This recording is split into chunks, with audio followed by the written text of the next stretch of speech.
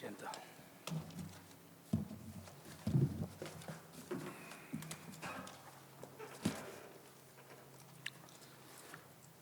Okay, 4. This was supposed to change the clock. 5:40.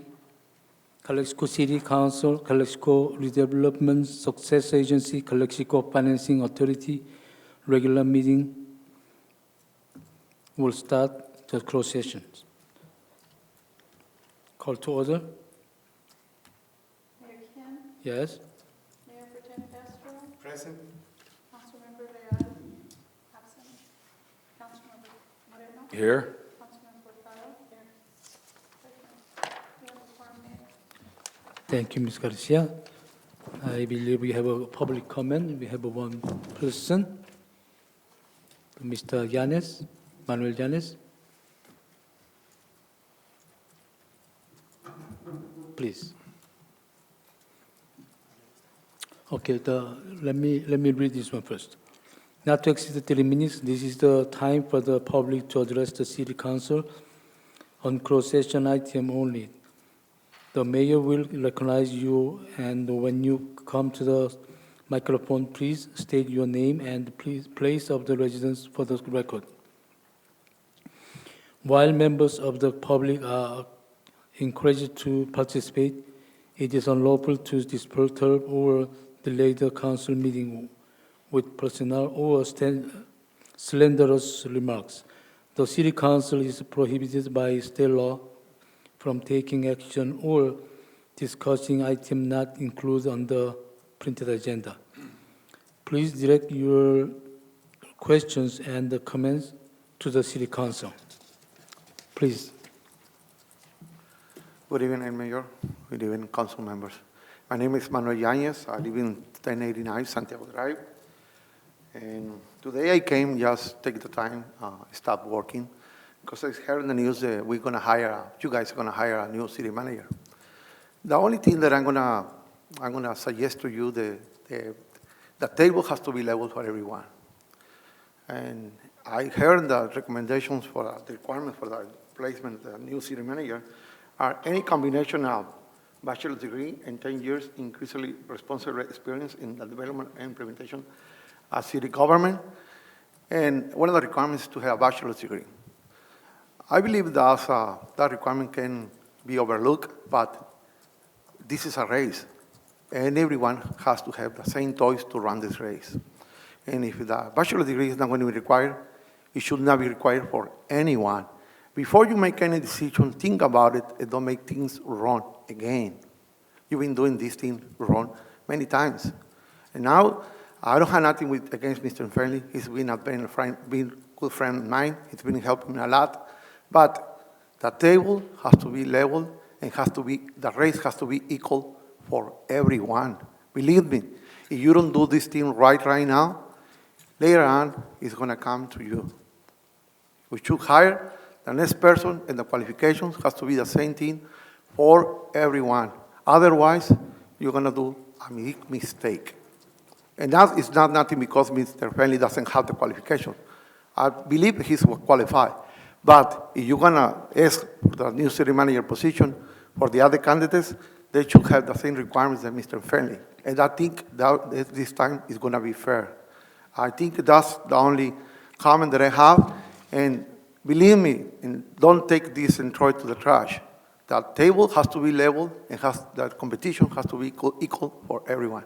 Thank you. Thank you, Mr. Yanis. Okay, I believe there's no more public comment on the closed session. Mayor, yes. related to the comments about regarding Mr. Daniel mentioned, I have a question. I have a question. That the open position that the City of Calexico did related to the city manager, that position had time frame for that, or I mean, is done right now on the paper, on the application? there is a time frame for that, or can you explain that? It was advertising open until filled. Until So, what? Until Until you fill filled. it. Until you hire somebody, it's open until then. Oh, until we hire someone. Correct. So that's mean there is no time frame until today, right? No, I mean, we're not done because we didn't, or we're already done. That's my question. Until you hire somebody, then it's done. If you don't hire anybody, it's still open and available. Okay. Because right now we are in negotiation with a two-person. So that's mean, well, probably I don't ask the right question, but for everything, there is a time frame, right? And again, I don't know if I make the right question, but my concern is, I don't want to hear or someone can make some lawsuit against us because we didn't do the right thing. That's my question, City Attorney. No? No, not at this point. Not at this point, no? You're not committed to any particular individual until you have, negotiated the contract and both parties have agreed and have signed a document. Up to that point, there's no deal. Okay, thank you. All right. That's it. Okay, I believe before we go to closed session, I gonna have the government hiring process. Even school district needs more, in a way, certification, qualification. For example, superintendent. When we hire the superintendent, we don't, that they have some kind of degrees, whatever they put it on. But when they come inside of the entity with the experience, they are allowed to not ignore the obligations same as outsiders, because they have an inside experience already there. They're very commonly using lots of governmental practice, hiring practice. Thank you. Agenda closed session. Closed session of the City Council, Calexico Community Redevelopment Agency, Successor Agency, Calexico Financing Authority may be held in accordance with state law, which may include it, but is not limited to the following types of item: personal matters, labor negotiations, security matters, providing instruction to real property negotiators, and conference with legal counsel regarding pending litigation. The closed session will be held in the City Hall Conference Room located at 608 Hiba Avenue, Calexico, California. Any public comment on closed session items will be taken before the closed session. Any required announcements or discussion of closed session items or acting following the closed session will be made in the City Council Chambers, 608 Hiba Avenue, Calexico, California. Closed session, public employee appointment, Government Code 54957B, title City Manager. 2, public employee appointments, Government Code 54957B, title Interim City Attorney /City Attorney. 3, conference with legal counsel, existing litigation pursuant to Government Code Section 54956.9D1, Shando versus City of Calexico, Imperial County Superior Court, case number ECU 08664. Number 4, conference with legal counsel, existing litigation pursuant to Government Code Section 54956.9D1, Saldana versus City of Calexico, Level 2 CWC file 1906848, court file 15CV1748 MMA MDD. 5, conference with the legal counsel existing litigation. Pursuant to Government Code, Section 54956-9D1, City of Calexico versus Favela ETAL. Imperial County Superior Court, case number ECU 08941. 6, conference with legal counsel existing litigation pursuant to Government Code, Section 54956.9D1, City of Calexico versus Juniga ETAL. Imperial County Superior Court, case number ECU 09097. We adjourn to the closed session, 5:50. It's time to turn off your cellular phone, please.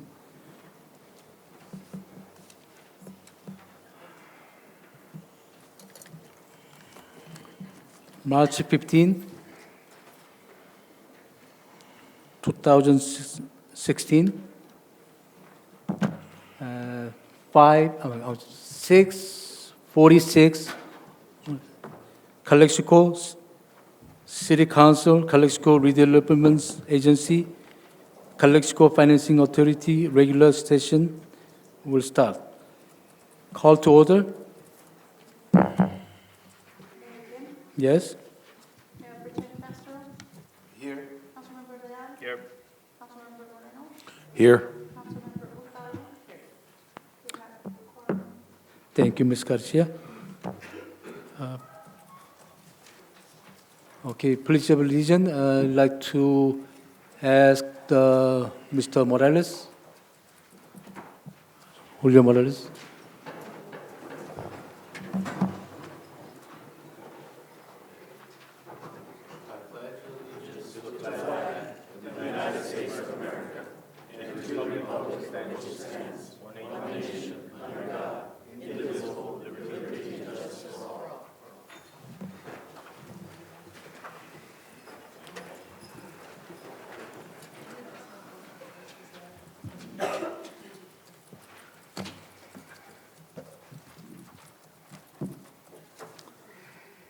Okay, closed session announcement. Direction was given, no reportable actions were taken. So nothing to report it. Then, yeah, no reportable actions. Thank you. The actions won't be reportable until they're finalized. Thank you. Approval agenda. So moved. Motion by Mr. Moreno. Second. Second by Mr. Leal. We vote. Aye. Aye. Aye. Thank you. 5-0. Announcement. This proceeding may be viewed on the City of Calexico website, www.calexicoca.gov, the Friday following the City Council meeting. Public comments and the public appearance. Note not to exceed 3 minutes. This is the time for the public to address the City Council on any item not appearing on the agenda that is within the subject matter jurisdiction of the City Council. The mayor will recognize you, and when you come to the microphone, please state your name and the place of the residence for the record. While members of the public are encouraged to participate, it is unlawful to disturb or delay the council meeting with personal or slanderous remarks. If the item you wish to comment on is a closed session or consent item, please comment now. The City Council is prohibited by state law from taking action or discussing item not included on the printed agenda. If the item you wish to comment on is on the public portion of the agenda, we will take your comment when we get to the item on the agenda. Please direct your questions and the comments to the City Council. We have 2 persons who wish to talk. If anybody wants to talk, please fill the form.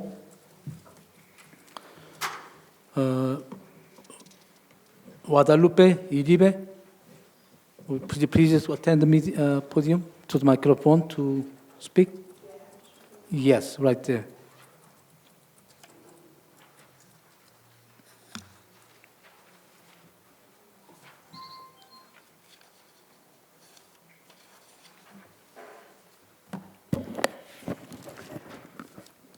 Good afternoon. I don't know if I have to, I thought I was going to talk to just one person, and I didn't want to talk onto a microphone, but it's okay. I'm coming to talk about my water bills. They've been charging me late fees since last year, and I've been sending my payments on time, and but as they have a PO box in some other city, I called and I've been here in person to ask them why. Every time they charge me late fees, and they said that because by the time they get it on the mail, by mail, it takes about 7 days to post it. So every time they've been charging me late fees. And that's why I'm here.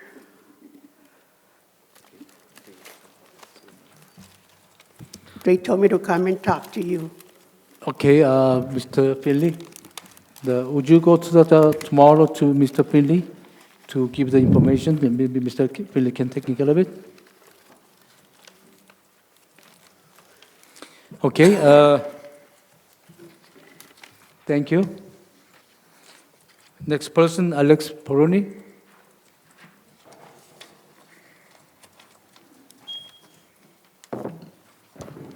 Mayor, Honorable City Council, I'm very disappointed with the direction the city is going.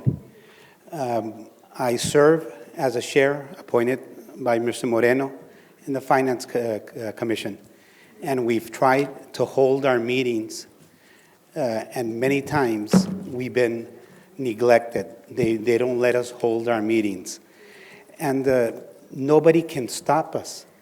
We should be able to hold our meetings.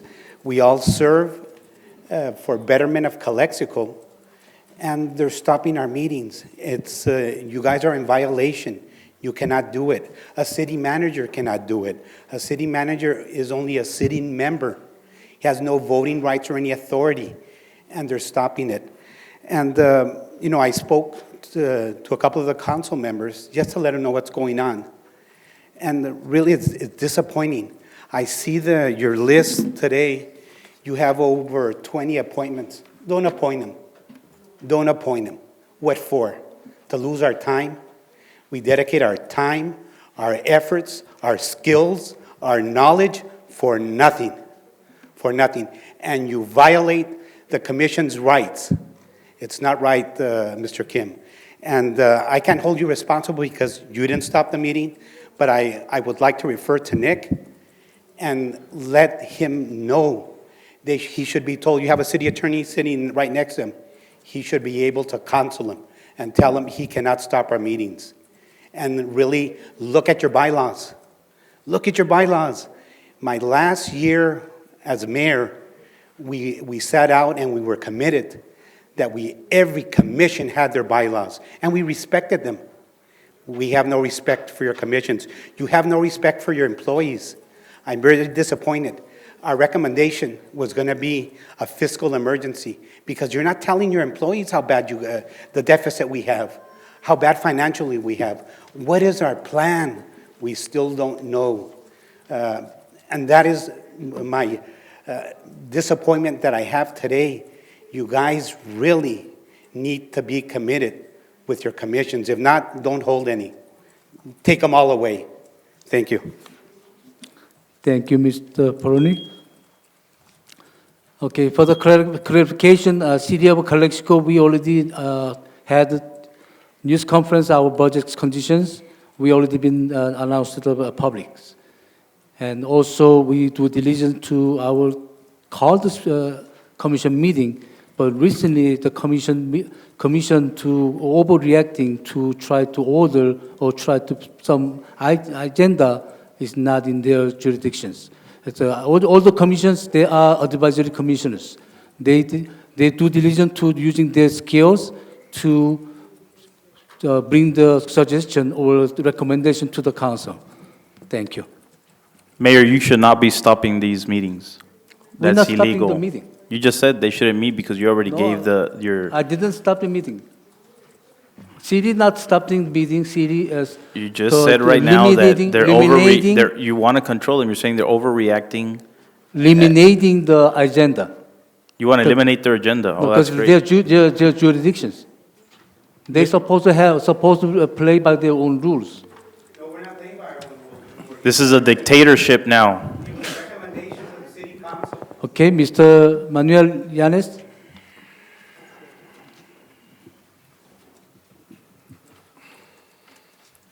Good evening, Mayor. Good evening, council members, public. I'm part of the committee with Mr. Peroni. We've been trying and to have these meetings before, and we haven't been able to schedule those meetings.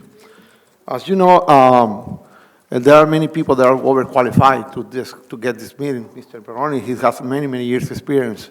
The other member has many years' experience. Me, myself, I got a PhD in business administration, and you know that. I got 2 master's degrees. Why you guys wanted to stop?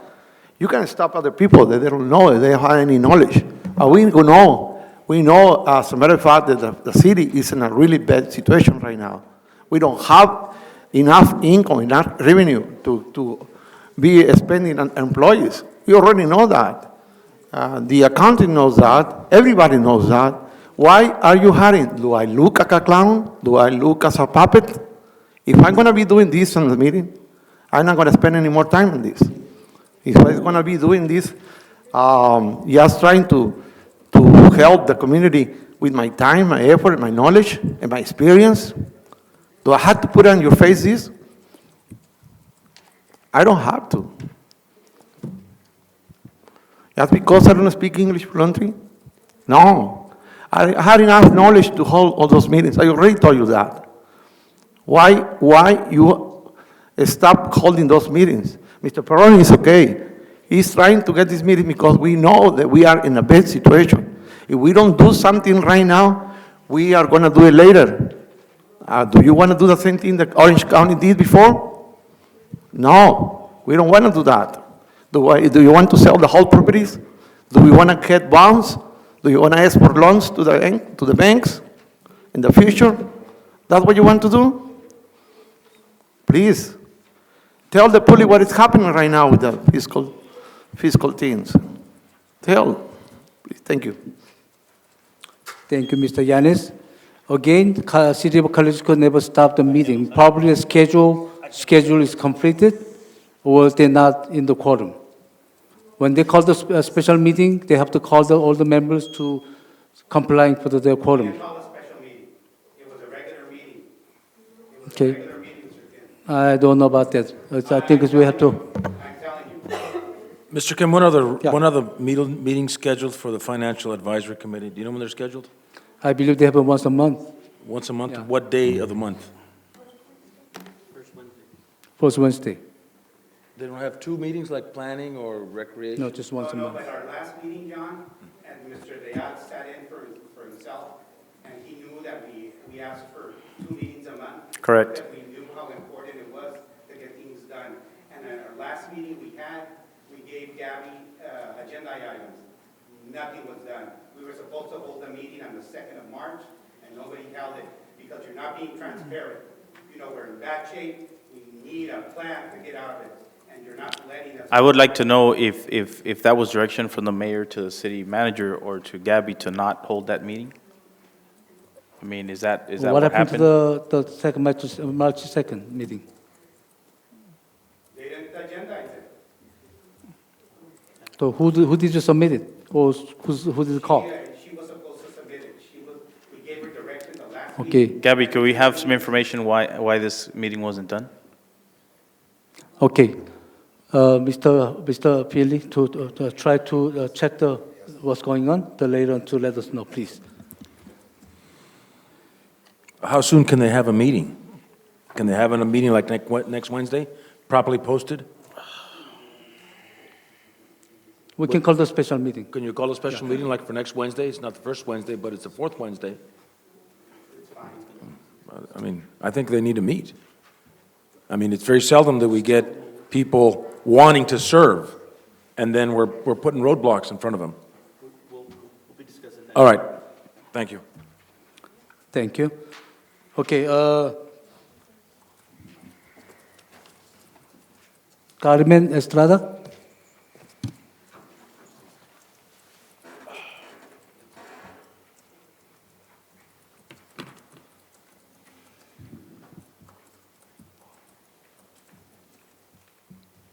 Buenas tardes.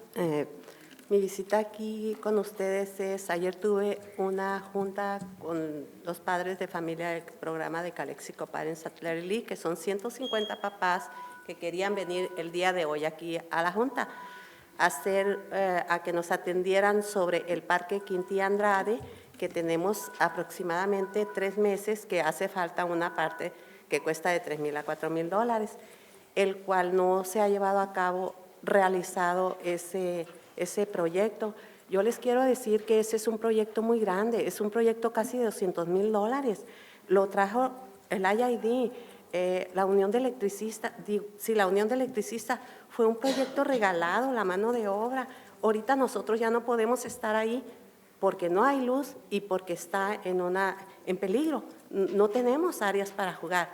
Entonces, tenemos niños de 15 a 18 años que están inactivos, porque nomás tenemos ahorita el Parque Gutiérrez y el Casitas, pues ya hace más de 1 año, 2 años, no tiene las luces apropiadas. Es una tristeza. Yo nada más ahorita les vengo a pedir que me den una carta donde la ciudad de Calexico dice, autorizamos que venga a poner las luces esta compañía. Es una compañía reconocida. Por favor, estamos desesperados. Los papás están bien desesperados. Yo les dije, nosotros no vamos a hacer guerra, nosotros vamos a trabajar con educación y principios. Y de antemano, señor Moreno, le doy las gracias porque usted es una de las personas que miró la necesidad que tenemos nosotros como programa, el cual uno de sus niños es nuestro coaches y nos prestó la escuela. Gracias, porque eso es lo que debemos de hacer, unirnos para crecer como personas y educarnos. Yo quiero una alegría para Calexico, Nick. Por favor, hay que realizar ese sueño. Es un sueño muy bonito. Calexico tiene que tener una alegría.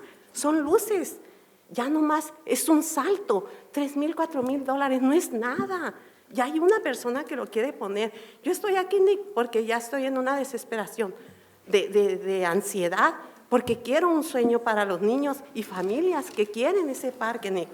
Yo ya estaba un poquito retirada del programa. ¿Por qué? Porque tengo otras cosas que hacer en mi casa, porque ya hay un grupo muy grande que quiere sacar adelante, pero la gente que viene quiere guerra, pero no, yo los paro. ¿Por qué? Porque la educación nos lleva a donde estamos. Y gracias, Nick, por favor, escúchame, y hay que ser realidad. Si la ciudad de Calexico no tiene para comprar esa pieza, fírmame un documento donde tú quieres que venga esa compañía y lo sacamos adelante. Pero esta vez que estoy aquí, no quiero que se vayan las palabras al aire. Quiero que por favor lo hagamos. Se los pido de favor. Gracias. Thank you, Ms. Carmen Estrada. Mr. Finley, I believe you told me about the part is not coming yet. Is that the same issues? Yes, it's the material's been ordered. It should be here so we can finish that project. I'll check on it tomorrow, find out when the delivery is going to be of the material. So I believe it's been a while, a couple of months. It's been a couple of months. They had to order some, I think it's the load center or something for it. So I'll find out where it's at and when it's going to be here so we can finish the project. Okay, thank you. Okay, I think we don't have a person to talk. And then I think it's come to the council. Ms. Hurtado, ready to talk? Okay, Mr. Real? Council comments? Yeah, council comment, 30 minutes. Just want to thank everybody for being here tonight. And as far as the Economic Commission meeting, I just want to say that the council should be sorry, and I'm sure you guys should have your meetings, and I mean, you brought up a point that it's very unfortunate that our commissions don't meet. I've always said there should be somebody in the city that is the go-to person for all the commissions, that schedules them, that makes sure that these people, the people that want to go to these commissions and actually make a difference in our city, meet. And it's very unfortunate that we've had, I've been here almost more than a year now, and, you know, we had the Senior Citizen Commission that was brought up. It's never been seen to fruition. We've seen, you know, all the, these commissions need to be taken more seriously, or like Mr. Peroni said, get rid of them. And so that's all I want to say. Thank you, Mr. Real. Mr. Castro? No comment. No comment. Mr. Moreno? Yes, Mr. Mayor, real quickly, I also agree with Councilman Real on making sure that our commissions do meet and that they are respected and that they are allowed to conduct business and provide advisory information to the city council. So thank you, Mr. Peroni, for stepping up, and Mr. Yanez for expressing your concerns. We feel they're valid, and we hopefully will honor your requests in the next several months, because it's going to be a critical time. I'd like to also recognize and remind everyone that the Business Improvement District holds its annual car show in the spring, and this year, April the 2nd, will be the Route 99 car show. Very family-oriented event. Lots of great-looking vehicles out there. It's one of the events that I look forward to every year. And I didn't make it out to the Little League, Mr. Munoz, but I know you had a big hand in putting up some new scoreboards. And I recall working with you about a year ago for the scoreboards that included a pitch count, so that these young players can know how many pitches they have, and nobody has to question and call up the press box, how many pitches, you know. So congratulations to you and Mr. Carrillo, Sal Carrillo, and of course Nick Finley, who got his crew to make sure that those were up there by Inauguration Day. I didn't know it was Inauguration Day to the league. Maybe my son's not playing Little League anymore, but... It's Jose Carrillo. Jose Carrillo. Yeah, Sal Carrillo was last year's president, correct, yeah. Okay, well, sell and sell, okay? But thank you anyway, and good luck to those kids playing out there on the baseball diamonds. That's all I have, Mr. Mayor. Thank you. Ms. Hurtado?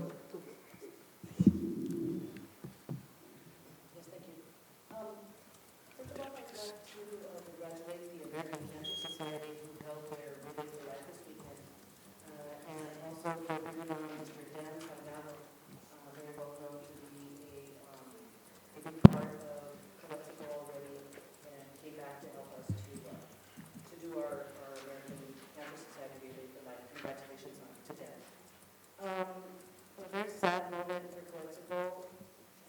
Last week we found out that the family style buffet closed down. Many people say that the reason was due to lack of business and the best of evaluation. Of course, looking at that happen worries the city quite a bit, and our own closed. So good luck to the Hargrave family. Good luck to the Hargrave family, and we wish them well. We understand that they may be finding new investors to take over the business, and we all know we had a lot of good times at that restaurant. So hopefully we can see somebody pick that up and continue on, and we wish them the best. And last but not least, I'd like to say a shout out to my friend Benny Horton, who is our chair of our Economic Development Commission. He had surgery today in El Centro Regional, so I just wish him the best. Thank you. Thank you. Okay, Mr. Moreno, I think I had the chance to go to Little League to pitch the ball instead of you, and I used the ball very nicely. I kept the ball. It was a ball, by the way. You didn't throw a strike. I was there. I threw the high. So I want to make sure I don't want to hit Mr. Castro's face.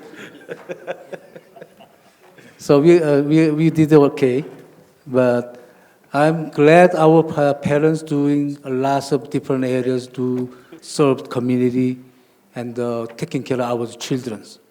I believe that's our last line of our cities to holding us. Citizens, parents, they educating their kids, they're sacrificing and their dedication, that's holding the city right now. And honestly, right now city condition is very bad. It's a sad condition we have. We need to have a lot of support from the community to get through this one. And we were some financial committee they're criticizing we are not transparent, and we do try to transparent all we can do it. But so many paperwork has been not there we have to reach the paperwork to get the right number. And I believe the finance department due diligence to their work, even they work on Saturday to reach the goal. It's late, slow, but we cannot just hire someone else to bring it to do together to get more faster. There is some process we need to let them know. They have to learn things. It takes a while. So our employees due diligence to do their job to bring the number down. I believe so. They have some fruit today, and thank you for our finance departments. Well, as said, Calexico is going right directions, but suddenly we might have to change the directions. And depends on how it comes. God help us. Thank you. Okay, I think City Council comment time is done. Now we see the manager's report. Mayor, nothing to report at this time. Thank you. Discussion of a potential action item. Successor agency to the Calexico Community Redevelopment Agency. Number 7, a resolution of the Board of Directors of the successor agency to the Calexico Community Redevelopment Agency approving a bond expenditure agreement between the successor agency to the Calexico Community Redevelopment Agency and the City of Calexico and approving certain related actions. Mr. Duquette? Mayor, we have Steve Duquette with Urban Futures here to make the presentation on this item. Can I just tell Spectrum that there's no audio on the video, just so you know. We're good to go. All right. Well, thank you, Mr. Finley. And Mr. Mayor, members of the council, it's always a pleasure to be with you. I was here just a few weeks ago on other matters, and as I mentioned at that time, I'd be back to see you again with respect to this particular matter. And it is a bond expenditure agreement, and it would, by its title, seem to be more complicated than it really is, actually. And so let me give you a little bit of background on what this is about. The contract itself is between the successor agency and the City of Calexico. So in order for it to be effective, it has to be approved by the successor agency board, and at this particular time of your meeting, that's how you're sitting. You're sitting as the successor agency to the Calexico Redevelopment Agency. The same agreement is on your consent calendar for the city to approve. So it's an agreement between both entities to transfer responsibility for the implementation of and the use of bond proceeds that are available because of tax allocation bonds that were issued in the past by the former redevelopment agency. A bond expenditure agreement is now possible because the successor agency has received what's called the finding of completion.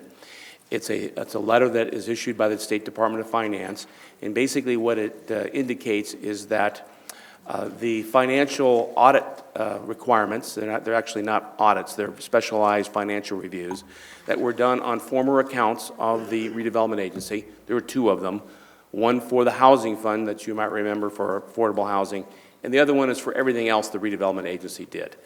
And there was, they were prepared by an auditor, submitted to the state, reviewed, they made comments, the outcomes were worked out, and then ultimately the finding of completion was issued. And so now the assessor agency is able to proceed with a bond expenditure agreement, and it has a very significant benefit. It doesn't really change, and in fact, it does not change the decision-making process. In this particular case, although there's a lot of money indicated, there are two sources of the funds that are listed in the bond expenditure agreement. One is bonds that were issued prior to 2011.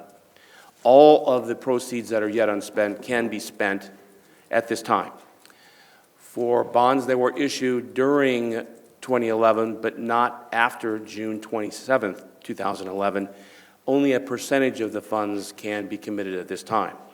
Those amounts are indicated on your recognized obligation payment schedule. Those are those periodic budgets that come before you where the successor agency has listed its legal obligations.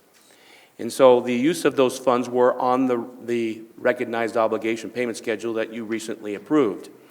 And all of the funds for the pre-2011 bonds were indicated as being available to be used, and 5% of the amount from the 2011 bonds. Altogether, on your ROPS, there's about $3.1 million worth of funding that's available. Now, you might think, well, gosh, there's more money that was issued in the 2011 bonds. That is true. The amount of funding that was made available was about $6.2 million.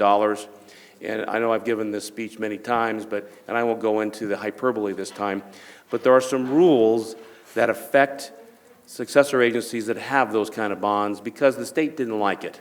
And so for a while in the wind-down process, you couldn't spend any of that money. And then in recent times, the state has softened their view. And so because of that, the successor agency is currently eligible to spend 5% of that $6.2 million. Ultimately, when the successor agency files what's called a last and final ROPS, meaning that all of the balance of the amounts to be paid for enforceable obligations come from an identifiable schedule, then a last and final ROPS may be issued. Once that happens, then according to current law, the amount of money that could be used from these 2011 bonds goes from 5% to 35%. So that's a significant increase. I would also like to point out that the state has amended its procedures over time, and as I have recommended in the past, I believe Calexico should be at the forefront, along with other successor agencies, to try to get the state to, frankly, forgive. I don't think they should be upset, but they are, and it's time for them to forgive and let these funds, which are public funds, be used for their intended purpose. So this particular bond agreement includes all of the funding that hasn't been spent, including the 2011 bond proceeds, some of which cannot be used for projects now. And by the way, if the law never changes, they ultimately, the unspent ones, would be used for debt service. And that would be the responsibility of the city. Having a bond expenditure agreement enables the successor agency to never have to list the capital projects on its recognized obligation payment schedule again.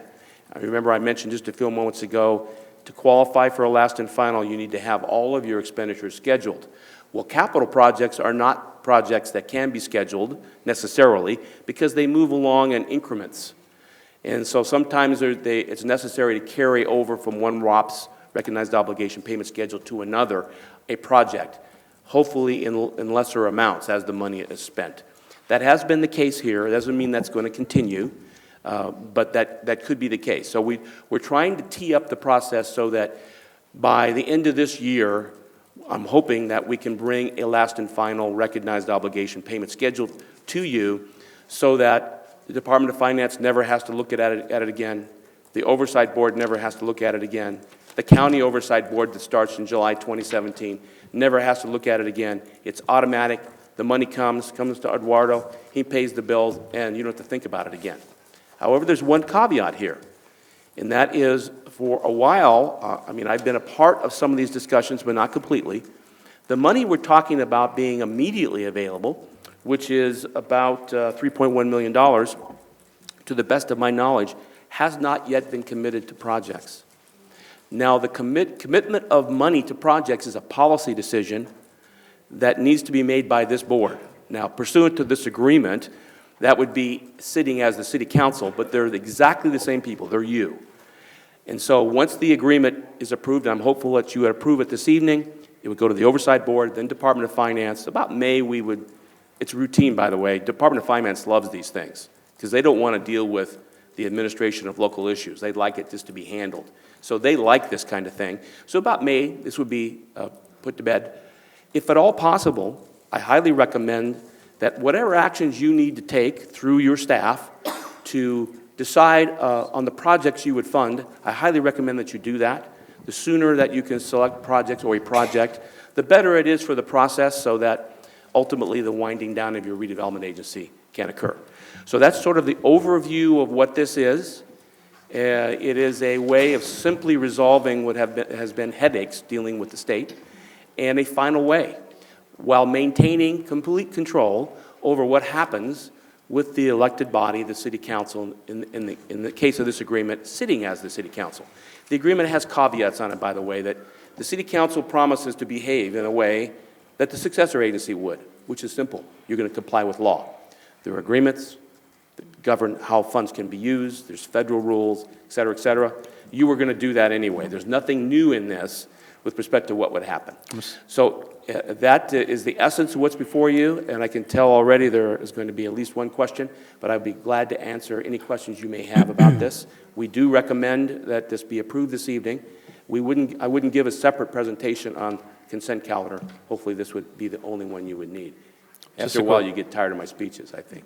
Quick question. Maybe not. So that means that the city would only be able to use around $300,000? No, about 3.1 million. You said only 5% of 6 million? 5% of the bonds issued in 2011, but all of the prior bond proceeds. Okay. That added together is about 3.1 million that's available to commit to projects. And there's been discussion about projects that might be worthy of this, but the actual commitment of the money to it has yet to occur, based on my information, as late as just before your meeting. So I believe that's true. And so it would be, I recommend that you consider that a priority and that you work with staff to find worthy projects to fund. Mr. Duquette? Yes, ma'am. I recall that when you came to explain to us about the pool project, the proposed combination project where the city and the school district was wanting to band together funds and build this pool again. I remember that we talked about the fact that the bonds that were expected to pay for that part of the project were caught up in this 2011 5% limit. That's true. That's the portion of the 2011 bonds that were, well, it's a separate issue, actually, issued on behalf of the school district. Those were conduit bonds. They're the property of the school district. The school district is continuing to move forward to get resolution on that on several fronts. I think the merits are rather convincing, I believe, and working at a higher level, including the attorney for Department of Finance, and also in a way through the legislature to propose amendments to the Health and Safety Code that would be considered with the next budget cycle as trailer bills, to make it clear the conduit bonds are eligible for immediate use. Okay. The goal there is that the school district owns these bonds, the proceeds are their property, they have to pay the debt service, and clearly the project they want to use is meritorious, and I think there's no one in Calexico I know of that wouldn't want the money to be used for that purpose. So what we're saying is that the 5% issue that happened with those bonds, that's going to be separate from what you're discussing right now?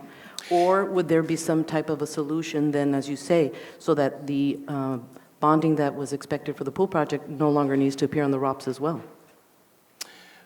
Well, my understanding is the school, the pool renovation is actually underway.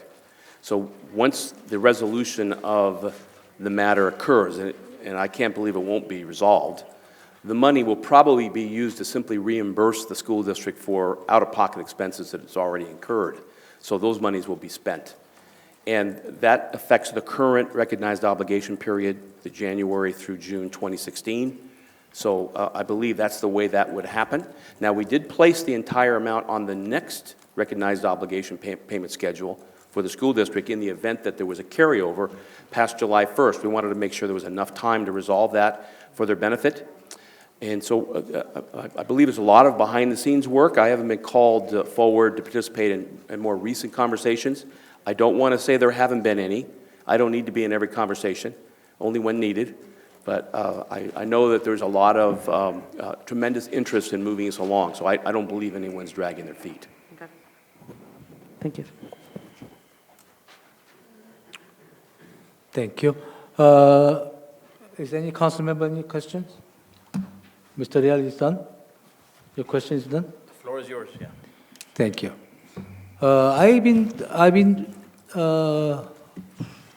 school board member Ciro Calderon was saying is successor agency used the money wrongly.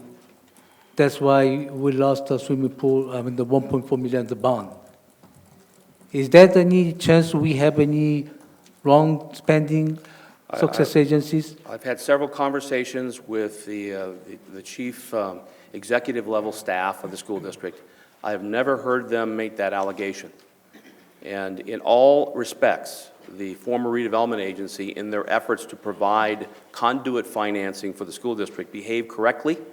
Those bonds were issued properly. It's clear who the beneficiary is and what the project is. I mean, it's all crystal clear. The issue we have is, and I want to make sure I say this very carefully because I do not have any personal issues with any staff member of the Department of Finance in California. On a one-on-one basis, you'd like them as your neighbor. They're really nice people. But they have some very rigid guidelines they have to follow, and they're not able at the staff level to sort of think outside the box, as we sometimes like to say, think creatively. So they rely on others to deal with that particular issue. Where this matter was last left off with the school district attorneys dealing with the general counsel for the Department of Finance, a person by the name of Shelley Renner. I think that's the right level of conversation. This just needs an interpretation that is consistent with what was done at the time. So I think it was well thought through, and correctly done. It's just a matter of having a bump in the road, so to speak, with the Department of Finance that needs resolution. The school district folks know that they have a partnership with the city. The city wants to help them where they can. They need to front this, though, but there was a commitment, and it comes directly from this board in terms of support for the school district in helping them get their money. So in a way, you're saying is our successor agency doesn't spend money wrongly. Our spending No, is as a correct. matter of fact, I gave a presentation at your last meeting about that. Yeah. The successor agency is very confined in terms of what it can spend its money on. It has to wind down the redevelopment agency. It cannot do new initiatives, with one exception, but that's really not a clear exception, because using bond proceeds that were issued in the past for eligible projects certainly means you're going to have a new enforceable obligation, because you're going to have to select a project or two and fund it. But it's consistent with an agreement that was entered into in the past. And the bond documents that constitute the agreement call for the use of the funds. So it's consistent with redevelopment wind down. Department of Finance knows this. Like I mentioned, they like these kinds of agreements because it makes their life easy. They're not experts in local government. There never will be. Local government matters confuse them greatly. So they'd like to have the problems go away from problems in their minds, not real problems. And this helps them, by the way. And as I mentioned, doesn't change the authority over the matter. You are still the authority. Mayor and council, you're going to control it just like you would as chairman and board members. It's no different at all. So you remain in the driver's seat. That's why I'm emphasizing, if at all possible, it would be very helpful if the city council can select a project or two in the near future that these funds can be used for. It would help staff tremendously. Thank you. So, we going to have a motion? I would just like to ask what the city manager's recommendation is on this. Recommendation is to approve the resolution so we can go forth with the ROPS and get the resolution in place. I'll make a motion to approve. Okay. Motions approve it. I'll second for discussion. Okay, before we go to the discussion, I'd like to have, public wants to talk. Mr. Ortega? Yeah, that's a discussion, yes. Good evening. Thank you, Mr. Mayor and Honorable Council. You know, I was hearing your comments, sir, in regards to the bond related to the pool between the city and the school district. And, you know, the position of the Department of Finance is that the district will only be receiving about $73,000 from that bond, not the 1.7. So as I was hearing you, it sounded like everything was all right, but it is not. That is what's been reported to us. Our staff went down to Sacramento to the Department of Finance, and that is exactly what they were told. And it has to do with that bond not being put together correctly between the city and the school district. So anyway, I just wanted to make that comment, that as of right now, the district isn't receiving 1.7 million, which was the total of the bond. It's like 73,000. And the servicing was more per year for that bond. So that's what I want to say. Thank you. So, okay, I need a little clarification. You said $700,000 only there, or $1.7 million? No. The bond was for 1.7, but the district is only receiving $73,000. 73,000? Yeah, from that 1.7. Because they picked the money away. Correct. Yeah. And I believe that when I was on school board, we issued the bond. We approved the $1.14 million, but city issued $1.8 million. And then they spent about $400,000 for the expenditure. At the budget, $1.41 million left, and they lifted. So I wish you guys good luck on that. Yeah. Actually, when the money there, school district should cash it out to separate, then wouldn't be having these problems. Thank you.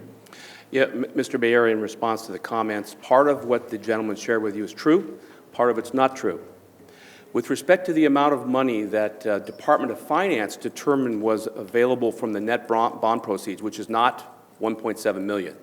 The net bond proceeds, that's after debt service reserves, all the count of the cost for issuance, is 1,400,000 and let me get my trifocus done right here. $1,446,592. 5% of that was authorized for expenditure because the Department of Finance ruled that the bonds were successor agency purposed bonds. They did not take into consideration that they were conduit bonds. The bonds were structured properly as conduit bonds. It is clear they're conduit bonds. The analyst level people who may not be able to tell the difference stopped at the designation of the year in which those bonds were issued, and they did not get the proper level of review. Now, with respect to the school district, I participated on several discussions with them in conference calls and on one in great detail before a trip to meet with appropriate officials of the Department of Finance. It was my understanding, and I'll just be blunt with you, they were going to be able to carry the ball over the line, to be able to explain to them what it is that I've explained to you. Now, I'm not saying they didn't do that. I wasn't in the meeting.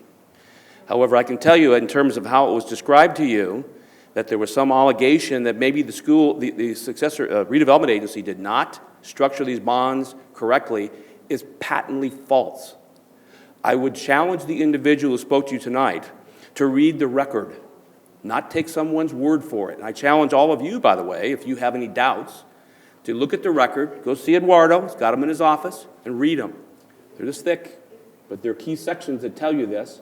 And if you look at the meet and confer documentation that was used to appeal that decision with the Department of Finance, clear references to the sections in those agreements that make this point are there. They were ignored by Department of Finance staff. Now, I am not a financial advisor with Urban Futures, but I know exactly how they do this, and I reviewed this in grand detail.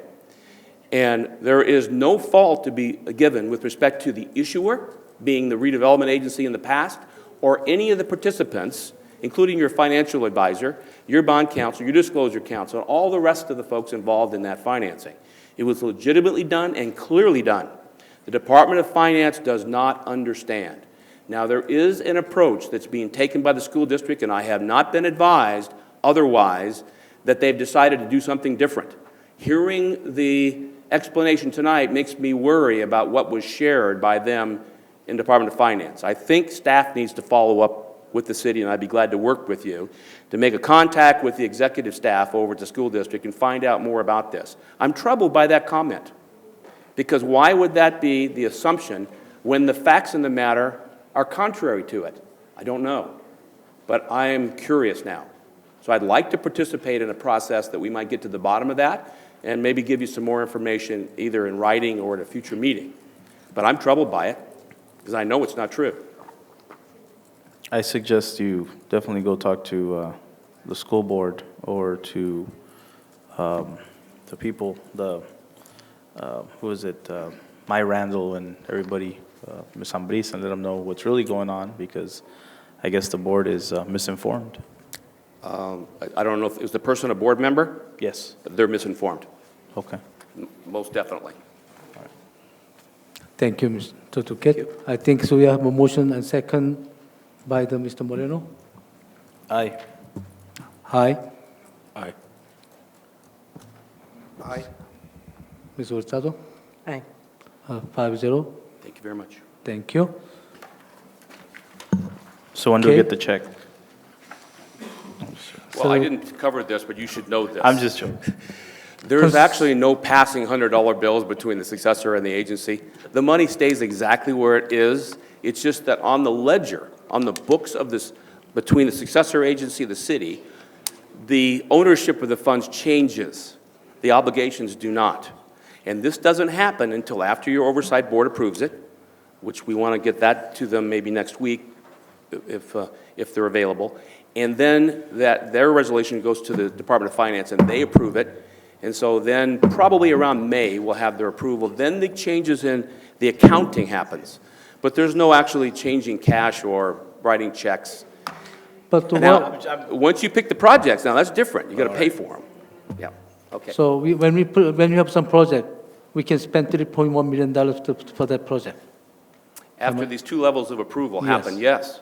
Thank And my you. encouragement is, because these take a while, that you start thinking about how you're going to make those decisions, because it'll come back to you in an open meeting where you'll make decisions. But my understanding is you have other decisions to make relative to financing, so you may want to, I mean, I'm not in a position to say how you should do it, because any way you want to do it's fine by me. I just don't, I would recommend you not forget this, but you may have a broader level of decisions to make where this could be part of it and part of a grander solution. I hope that's the case. Thank you. Thank you. Maybe we can spend the money for build the parks or part of the A park fire for stations. dog park or a regular park? Okay. Both. We can do both. Consent agenda. All matters listed under the closed consent calendar are to be considered to routine by the City Council, Calexico, Community Development Agency, Successor Agency, or Calexico Financing Authority, and will be enacted by one motion in the form listed. Any item may be removed from the consent calendar and considered separately by the City Council. So moved. So any council member wants to A motion. pull? Second, if there's nobody pulling anything out, second. Mr. Real motion to approve it. Aye. And second by Mr. Moreno. We have any discussion? We have a vote. Aye. Aye. Aye. Aye. Aye. It's 5-0. Okay, item removed from consent calendar for discussions. It's not there. So discussion and the potential action items. And the 11, update of general fund budget, discussion only. Mr. Suzanne Mayor. Mr. Suzanne Mayor and Mr. Gutierrez.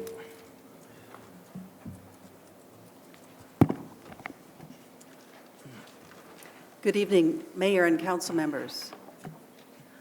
My name That is, one should work, I think.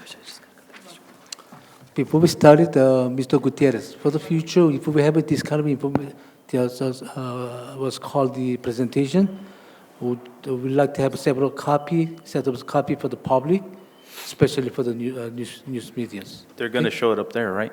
Yeah, but the written copies, okay, thank you. Just uncover the... It'll work better.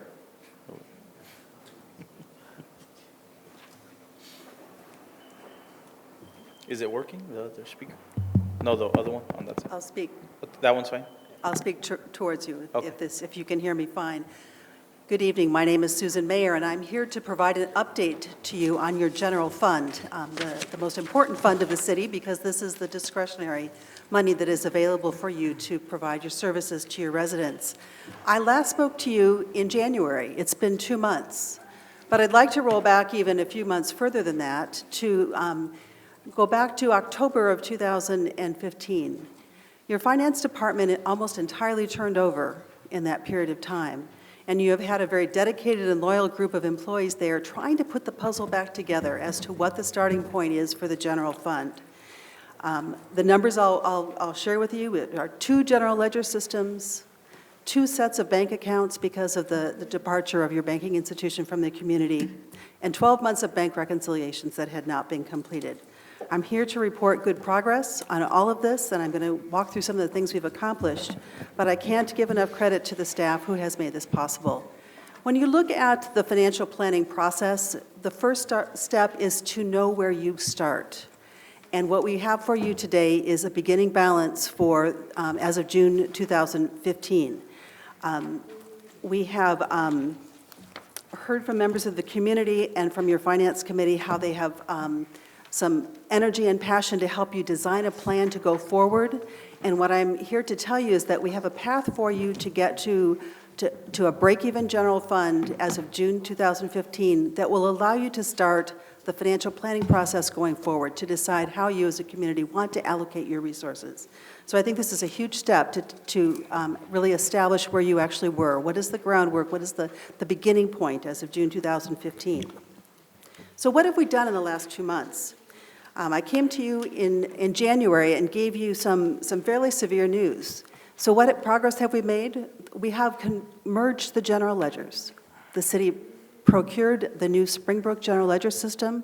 We are officially done with MOMS, the old general ledger system, and we are operating on one general ledger system, which is just a huge relief for all of the staff to now have one-stop shopping to where you can go and look at balances instead of having to jury-rig and add various records together.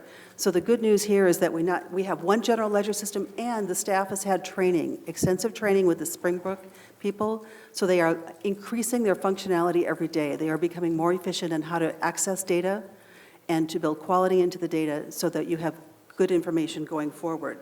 The second thing we've done is really completed a very detailed analysis of your many different sources of police grants. You have 6 or 7 grant programs. Some of them are federal, some are state. We put together and rebuilt records for a 2-year period to be sure we had pulled every available and eligible dollar out to benefit the general fund. And as a result, we've identified several $100,000 that are improving your general fund balance. Real quick question on that. So my understanding is that there was a large amount of money that should have been reimbursed to the city that wasn't because I guess the staff at the police department were not doing their job as far as sending out this paperwork to be able to be reimbursed. I hear it could have gone even Actually, that's years not back. what I'm saying. What I'd like to clarify my comments here. I'm talking about monies that were received by the city, but we're sitting in different accounting funds and various grant funds that we've determined have been eligible to be reimbursed to the general fund. So my comments are only from an accounting perspective as to what reimbursements have been received from grant resources that are available to relieve the general fund budget. So that has those grant monies have nothing to do with these monies now. I'm not familiar with any situation where there was a question about the grant billing practice. I'm only talking about identifying eligible costs that the city righteously incurred that are available to help the general fund balance. Okay. And so we've basically peeled back the onion and identified some monies that can help. And so the bottom line that I have to show you today is better than the last time we talked. We have had a number of third parties come in and do audits, the local transportation folks, and the state controller has come and audited 10 years of your gas tax program. The city is a complex organization. You have dozens of different programs. The gas tax is one of the state programs that has very specific eligibility requirements.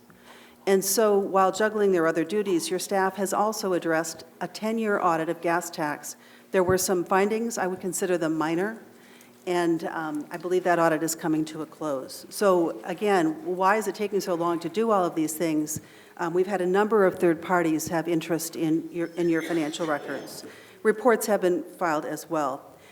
The other main difference we have in tonight's financial report to you is that we did a mini cost allocation plan. The city's general fund supports a number of administrative functions: the city council, the city manager, the city attorney, the city clerk, the finance, the HR, and technology. The 14-15 budget had not had an administrative cost allocation plan. Those administrative staff are really supporting all the programs of the city and not just the general fund. So it's appropriate for everyone to pay their fair share, and specifically the water and the wastewater, which are a significant portion of your workforce and your operations. And so we have allocated general administrative cost using an objective method recognized in the industry to allocate costs across the board. Cost allocation was not being used. I believe the last finance director that was doing that was Ms. Hashem, and then that was taken away with Mr. Quinn's arrival, correct? Cost allocation, okay. So we're back to that? I can't speak to the past. All I can tell you is that we recovered. We're back to cost allocation, okay. We've recovered approximately $700,000 in the 14-15 fiscal year. And as we approach the 15-16 and the 16-17 spending plan going forward, we will recommend you continue to appropriately allocate your administrative costs that benefit all the programs of the city. We've got over a dozen adjustments to beginning balance where we have identified transactions from 13-14 that were actually finally recorded in 14-15, and so we've got some adjustments to the beginning balance, and that's important to us because we want to give you a right size of what the really costs to run the city in a single year. So by pushing some of this activity to the prior year, we feel like we're building a good base for you to use to plan your future. So we've taken time to do that. And the best news of all is that we have put together two options for you to bring your general fund back to zero at June 2015. When we last talked, we had quite a size of a deficit, and we have a path that will require your consideration, your thoughtful consideration, but we have a path that will get you to zero. And the good news for me, I think, and the good news for the community is that gives you a fresh start. Whatever has happened, but the real question to you going forward is how are you going to allocate the resources you have going forward? What services do you prioritize? How do you want to split up the pie of resources that you have? And again, I really encourage you, I heard from your financial committee that you have people who are willing and able to help you plot that path forward. And I would say that now that we have a starting point, now that effort can really begin. So let's move on to some numbers. And with the next slide here, I'll just refresh your memory that when we issued last year's financial statements, we identified the far right corner here. We had $3.8 million of what we started with. And it turns out that that number in your financial statements is actually comprised of not only the general fund, but your Measure H and contingency fund, and also some donation funds. Your Park and Rec staff have done a fabulous job of partnering with the community and raising donations for your youth, your library, and your senior programs. And so that money has been identified and retained and is included in that total. Net of a dozen different beginning balance adjustments, we're revising the beginning balance to $4.1 million, and that's your starting cash for the year. I'm sorry, the starting fund balance. So let's move on to see what actually happened in 14-15. And again, these numbers are revised since the last time we shared them with you, and they're better for the reasons I discussed: the police fund reimbursements, the cost allocation, and a variety of other corrections that have been made. And so now I want to show you that when you add together the general fund revenue and the Measure H revenues, we have a total resource pool of $17 million. But during the year, we spent $21 million. We are also transferring out those donations to a dedicated restricted fund to be sure that those youth, senior, and Quick- library donations are maintained for that program. Yes. 21.9, so like 22 million. Pretty much it's 22 million, right? This is 14, 15. 14, yes. 15, so 17, so we overspent 5 million, 4.7 million, correct? And when we say overspent, I want to clarify, we dispersed 4.7 more Than what million we- more than when we took in. Correct. This is Okay. different than a budget. That sounds like overspending to me. And we talked about how to present this information to you, because you adopted a balanced budget for the year. So how could this have happened, right? But And the balanced budget that we had adopted that year was also, it double counted the Measure H funds twice. Exactly. Correct. And that's why I wanted to point to that. How can an accountant double count a Measure H, in your professional experience? Of the- I'm okay, you don't have to answer that, I just want to make a point. Thank you.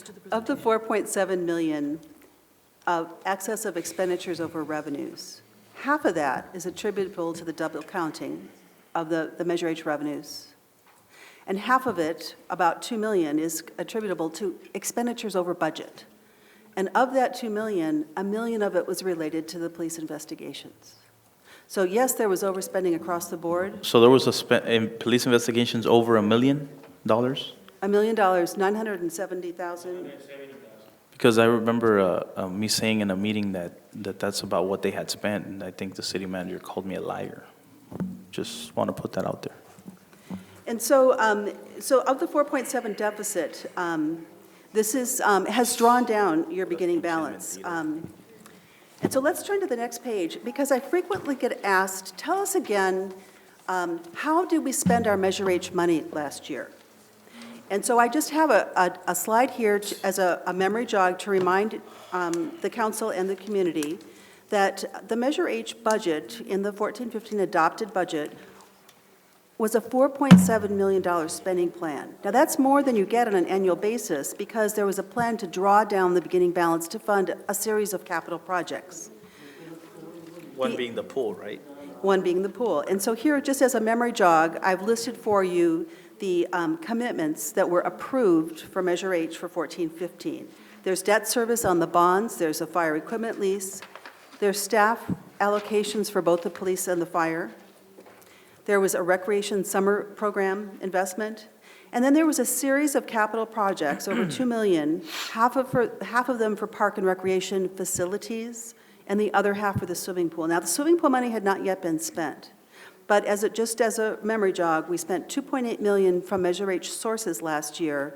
We under budgeted, which means that we underspent the budget, which means there still remains a cash balance in this fund. Let's go to the next slide, which recaps for you the ending balance and the options and the path that you have to consider as a means to bring your general fund back to zero. The beginning fund balance, as we discussed before, we've restated to, and again, I'm speaking on the total column here, $4.1 million. The net activity, the net of the revenues and expenditures, drew down 4.7, and so the ending fund balance, if no additional action is taken, is about a negative $600,000, $593,000. The two options that we would like to consider and discuss with you, and encourage you to discuss with your Measure H committee, is to use your, to consider using the available bond proceeds you have from Measure H to draw and reimburse yourselves for your eligible capital activity during the current year, which is $678,000, and then to transfer the surplus to the general fund. And there are some consequences, and I'll go into that in a minute, but before we talk about the consequences of that, this is a path that allows you to get to not much money, $84,000. And I want to come back to the Measure H consequences, but I first want to just come back to, what is a good fund balance? Where should fund balances be? And you normally benchmark a fund balance as a percentage of your operations. The Government Finance Officers Association, the trade organization of finance professionals across the country, recommends anywhere from a 10 to a 25 to a 50%, depending on the size of your city. The smaller the city, the larger percentage of your annual operations is recommended. And this is something that the council can consider and develop a plan to go forward to rebuild basically the rainy day fund or the contingency fund. It's not a good idea to start and to maintain a zero fund balance. However, in this case, this is a win. 2 months ago when we were talking, this was a very largely negative number. Susan, can I just Yes. interrupt you real quick? In June of 2014, there was $4 million in the bank, Yes. which is about 25% of our budget, which means that we had reserves. You did have. We had reserves. money, we had $4 million, $4.16 million in the bank. And in a nutshell, I know, I like to talk in so the public understands, in a nutshell, in 2014, they pretty much spent all the reserves. Because we're at zero, we're actually under now. Correct? You are correct. Okay, yes. so And so the question is, as you. now we don't have that 25% cushion that we did have in the past. As you make your Okay, financial thank you. plan going forward, as you design the values you have as a council and as a community, as you establish financial policies, this is your opportunity to restate those objectives and to build a plan to rebuild those reserves. Right now, you're not in a situation where you have them. However, I still think it's a win in this situation that we have a path to zero. I want to be sure and highlight the 2 footnotes on this page, because there are 2 risks that we still have identified. You have a large number of housing funds. You have federal CDBG, home, you have Cal Home, and now you also have the successor agency housing. As is on record, the HUD has concerns about the past operation of some of those programs and has frozen some of your grants. There are administrative costs in these funds that may be at risk. I think you have some opportunities with some of the program income and also the successor housing agency cash balances, which are not tied up with your federal audit. And so I think while you have some opportunities, there's clear risk here that is not identified. And you have hired a third-party accounting firm who is working on these issues. And so I don't have a report for you on those. All I can tell you is that there's still risk out there. Although this is a path to bring the general fund to zero, there's still risk for the housing. In addition, there are some development impact fees that have overspent, in particular the fire impact fee. A year ago, there was a pumper, and I don't want to sound like I'm an expert on fire equipment, but I guess pumper engine, thank you. I stick to accounting, not fire apparatus. There was a fire apparatus purchased that drew that fund to zero. The impact fees are designed to cover the cost of that equipment, but they haven't materialized yet.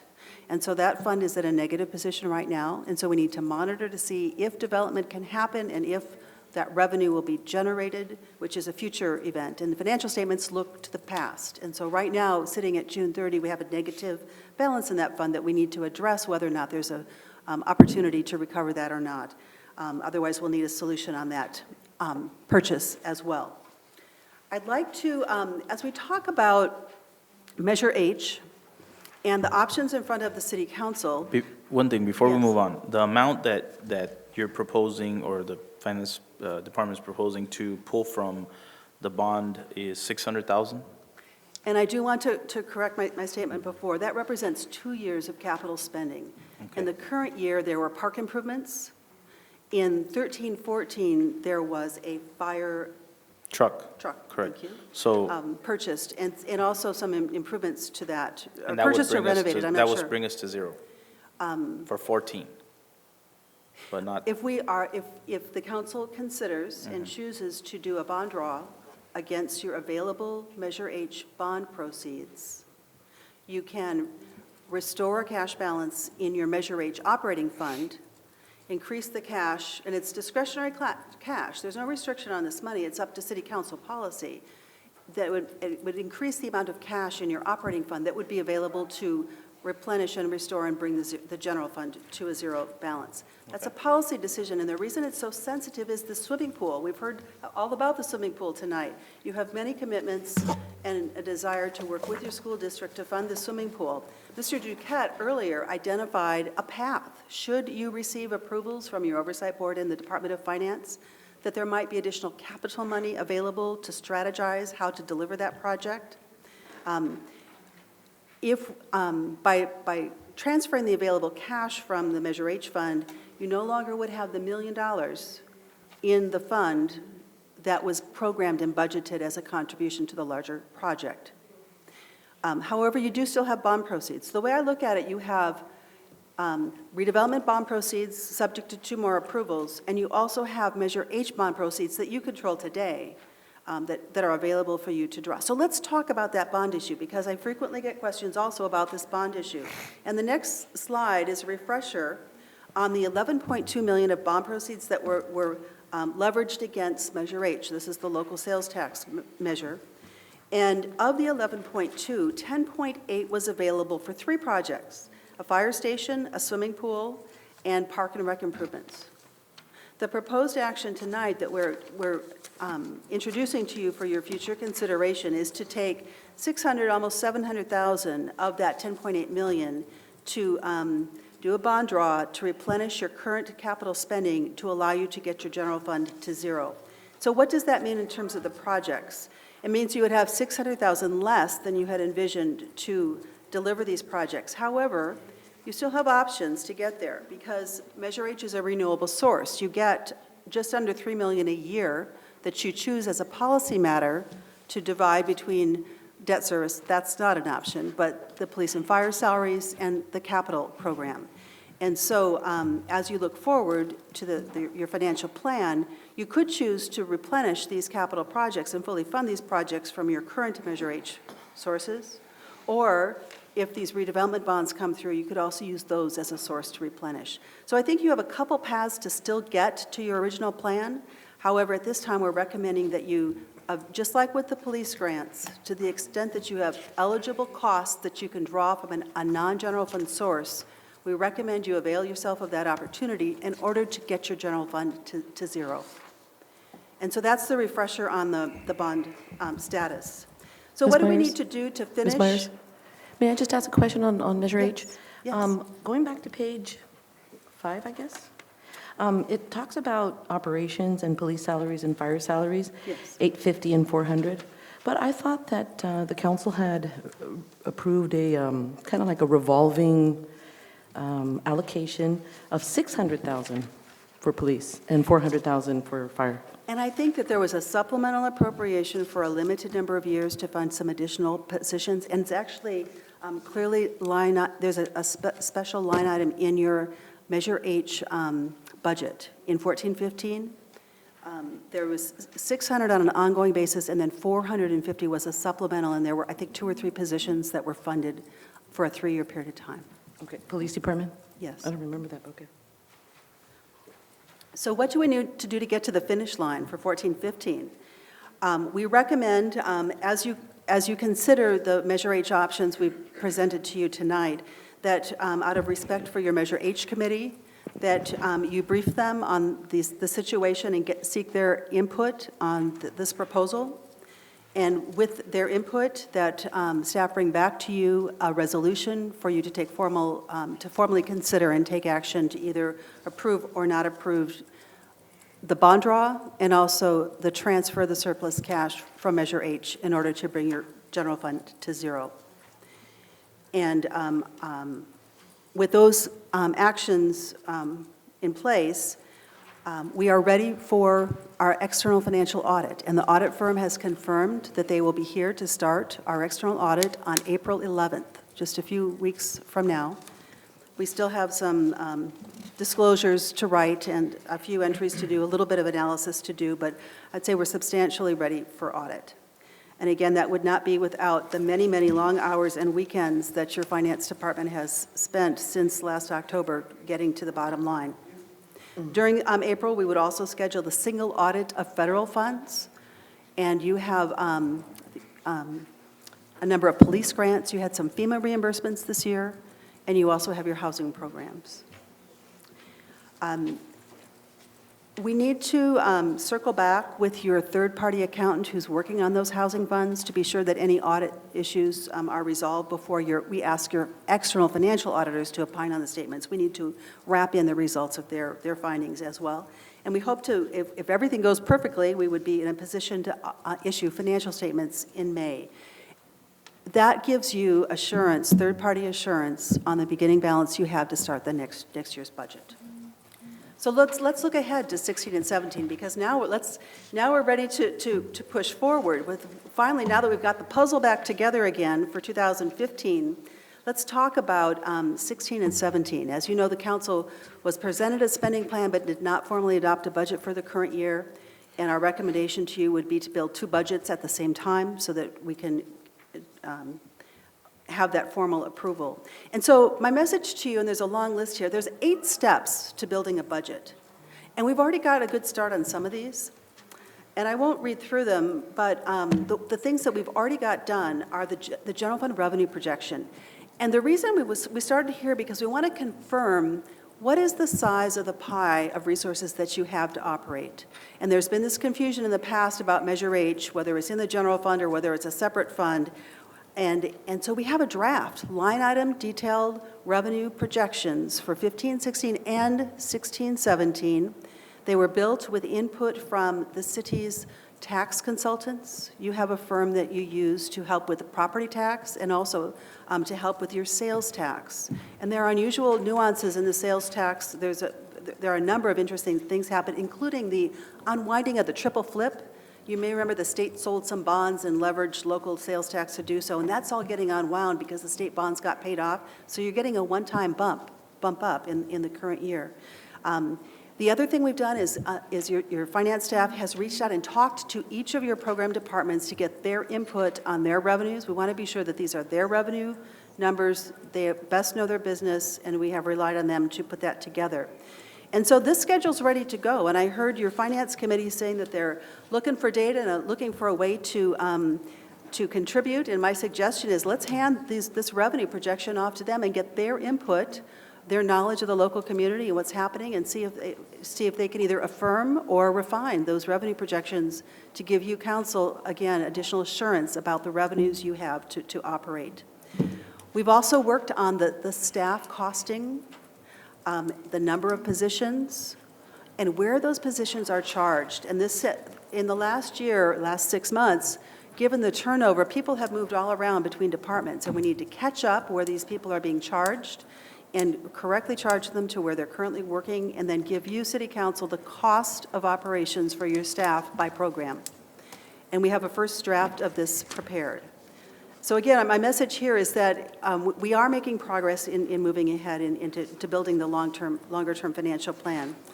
The last good news I'll mention is this new general ledger system. We have worked with Springbrook and designed budget reports that your departments can use to build their projections going forward. They've designed reports that on a line item basis will give them history and also give them an opportunity to drop in their projections. So we're starting to use technology to our advantage to really improve communication with the departments. The bottom schedule here, the next slide here is a recap of the revenues. And without going into a lot of detail, I just want to look at the bottom line. If you include the Measure H revenues, your revenues are amazingly consistent from year to year. $17 million. In each of the 4 years presented, the city has $17 million of discretionary money. And if you carve out 2.7 for Measure H, you're really at 14.5 for the city's general fund. So that is the size of the pie. And again, we have the revenues now by line item projected for the next 2 years. Ms. Myers, I'm sorry to interrupt again. The projections that you have here for let's say for the 15-16, with regard to business licenses and other revenues, we did have a reduction in our fees. And at the time that the reduction was taken into account here on council, there was no projected fiscal impact. Have you had any opportunity to be able to, I don't know, push some numbers on the fiscal impact? And would those losses in revenue be reflected here in your projections? I was not part of the discussion on the change in the fees. However, my recommendation to you as a council is to budget very conservatively. I think if I understand the situation was that the hope was that by reducing fees, we would spur business development and we would increase the number of license holders, even if the individual rate per holder. And I think this might take some time to develop. So right now, my recommendation is you spend the revenue with the fee, as you can best project with the fee reduction. And if more revenue, and as business develops, and if the number of license holders increase, you budget and plan for that as it materializes. The revenue that you project has to cover salaries. It can't be a game. It can't be a guess. We have to be fairly confident that these revenues are materializing.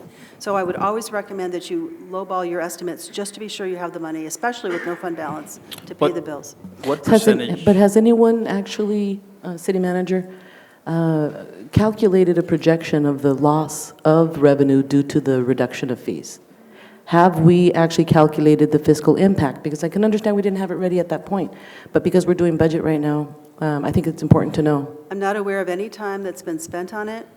At this point in time, as you can see from the trend, we've dropped about 300,000 off the projection. Whether that's too high or too low, whether it's 100,000 too high or 100,000 too low, in the big scheme of things, you still have 17 million, whether it's up or down 100,000. Business license is not your largest revenue, so I encourage you to budget it conservatively. And as business develops, and if we can add more in as we go, that's great. But right now, no analysis that I'm aware of has been done since the last discussion. This is just a placeholder reduction of about 300,000. Okay, I have some question about the number 10, 16-17 revenue projection. I believe we have a loss of the sales gone down, but the projection didn't go down. Is there any particular reason? You had a number of anomalies. There were some major retailers in the city who misreported their sales tax in the fall of 2014. And so the 14-15 numbers were skewed.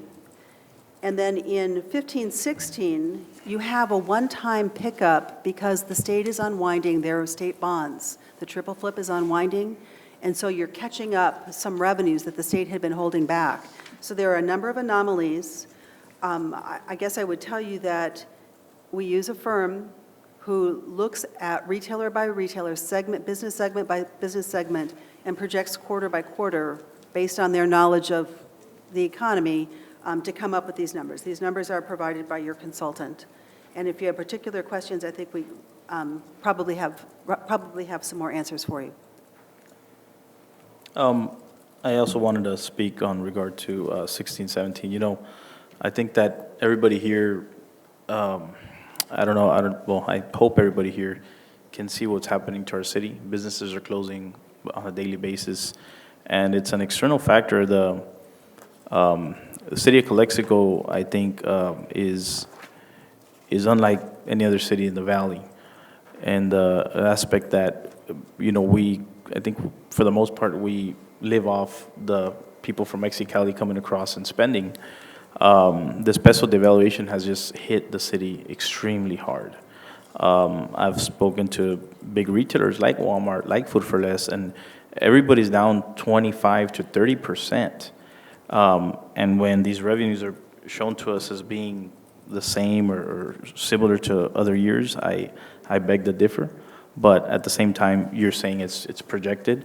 And this is why it's important for the finance department, the finance commission to meet up and say, listen, guys, I don't think those projections are going to be right because, like Ms. Hurtado said, the hometown buffet's closing, you have stores closing all over the place. And so I think that it's definitely not on par with reality that's going on in the city. One thing you did mention a little bit ago was that you guys actually found out what it cost to run the city on a yearly basis right now. Do you have those numbers? Do you know approximately what it costs to run the city right now? Is it 15 million, 14, 16, 17? Can you guys give me some numbers? If we go back to the steps to build the budget, what we've got is the salary and benefit for all the citywide employees as you are currently staffed. We have not yet broken that down by fund, and we have not yet added in the operating costs. How much is that? I don't have that You don't have number. that, okay. Is that something we can So get? that is Okay. something, that's what we will be bringing to you in May. As we need to work with each of the departments for them to tell us, right? We don't know the businesses as well as they do, right? We need each individual department to come in with their budget proposal. What do they need to run their business? Oh, I understand that, but what about, for example, 14, 15? You guys close books on 14, 15. I mean 13, 14, and 14, 15? Is 14, 15 closed already? We hope that Yeah, 14 okay. and 15 is So not you guys should represented. know between 14, 15, 13, 14, and 14, 15, having the books closed, what we spent on to run the city, correct? So we spent 22 million, yeah. I mean, but that obviously, I guess my question is this, program revenues actually total revenues are right now not meeting expenditures. So we're overspending as we speak. Is that correct? We don't have that data Okay. for you at this time. Okay. It will take more analysis for us to All get right. to that point, but with 14, 15 virtually behind us now, I think we're ready to start that discussion. Okay. Ms. Myers, a couple other questions. What about our PO system? Because I read that the issues that we've had where we haven't been watching our encumbrances and our liabilities, and a PO system would definitely, once it's up and running with Springbrook, would really wrap together everything that we need. Do we have an idea when that should be initiated as far as being a big part of the centralizing of expenditures? I agree with you that best business practice would be to have a purchase order system. You have purchased it, it has not been installed. Right now, there has not been any staff capacity to address enhancement to the system. They're still learning how to use what they've got. And we need to jump into 15, 16 and get you current budget projections. I would defer to Eduardo, but I can't see this as a priority until after we get a budget to you. Okay, the other question is, the MOM system operated with a certain chart of accounts. Yes. And I remember I asked if, did we move on to a new chart of accounts now that the Springbrook is implemented, or did we revert back to? Oh, we have an entirely new chart of accounts, but it's evolved several times. When it was first installed, it wasn't installed. It was only partially installed. And it was installed without sufficient department division detail and without sufficient line items. We have spent a great amount of time deciding what is the best way to capture information. So we've implemented an entirely new chart of accounts. When you say we're reverting to the old MOMs, what we've done is we've added additional detail into the program budgets, in some cases similar to the level of detail they were capturing in MOMs. But for a year, for 12 months, Springbrook wasn't catching the level of detail necessary. For example, in the water department, they have many different types of operating expenses. In the police department, they have expenses unique to their department. And only summary numbers, accounts had been provided during the initial setup. But we've gone back now and created long lists of expenditures and have been training the departments to code their invoices to an enhanced level of detail. Which is key, I think, which is key. The training on staff of all departments to understand their chart of accounts. And that they will then be able to avoid our big problem we've had, which is placement of expenses to the right funds. Throughout history, I understand through reading our audits that that's been a big problem for us. And then, again, it is a big problem anywhere in accounting, but I really want to thank you for being here and taking on this project. I know it's been a long time. We bought Springbrook way back in 2013, so really glad that you're here to see the tail end of the project. Thank you. Thank you. Okay, I go back to the page 4, 14, 15 activities.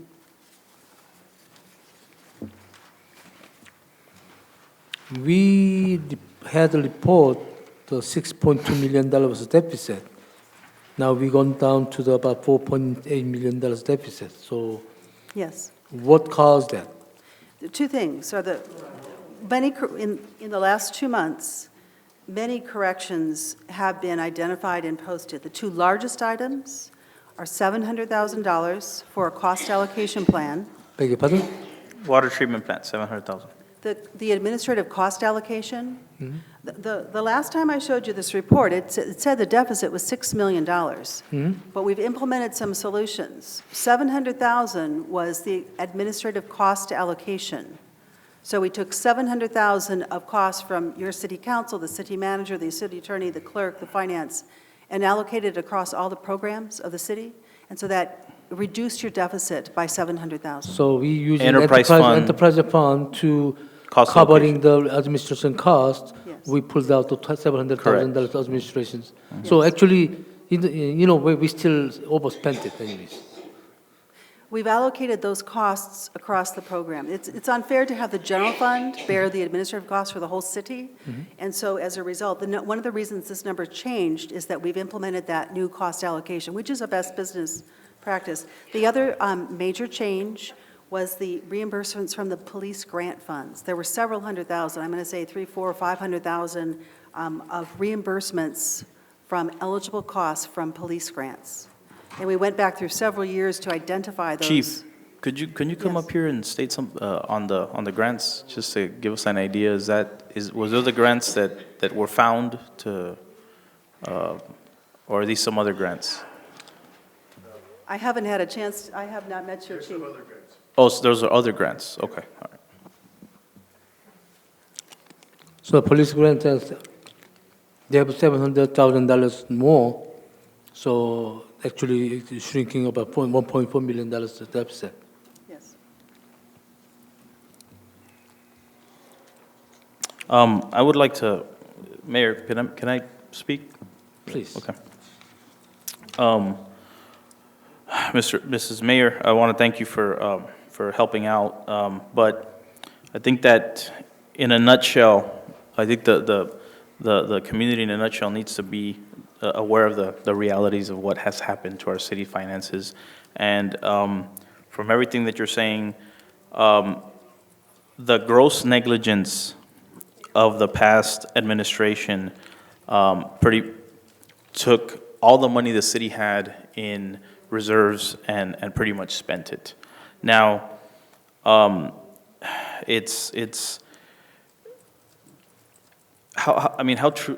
truth is this? I mean, because you have certain council members always stating that what Eduardo and the supposedly incompetent staff in the finance department numbers that give us are the same as the numbers that were given in the past. That is not correct, because in the past, those budgets were they had monies from Measure H that were doubled in there to pad it, to make it look like it was balanced.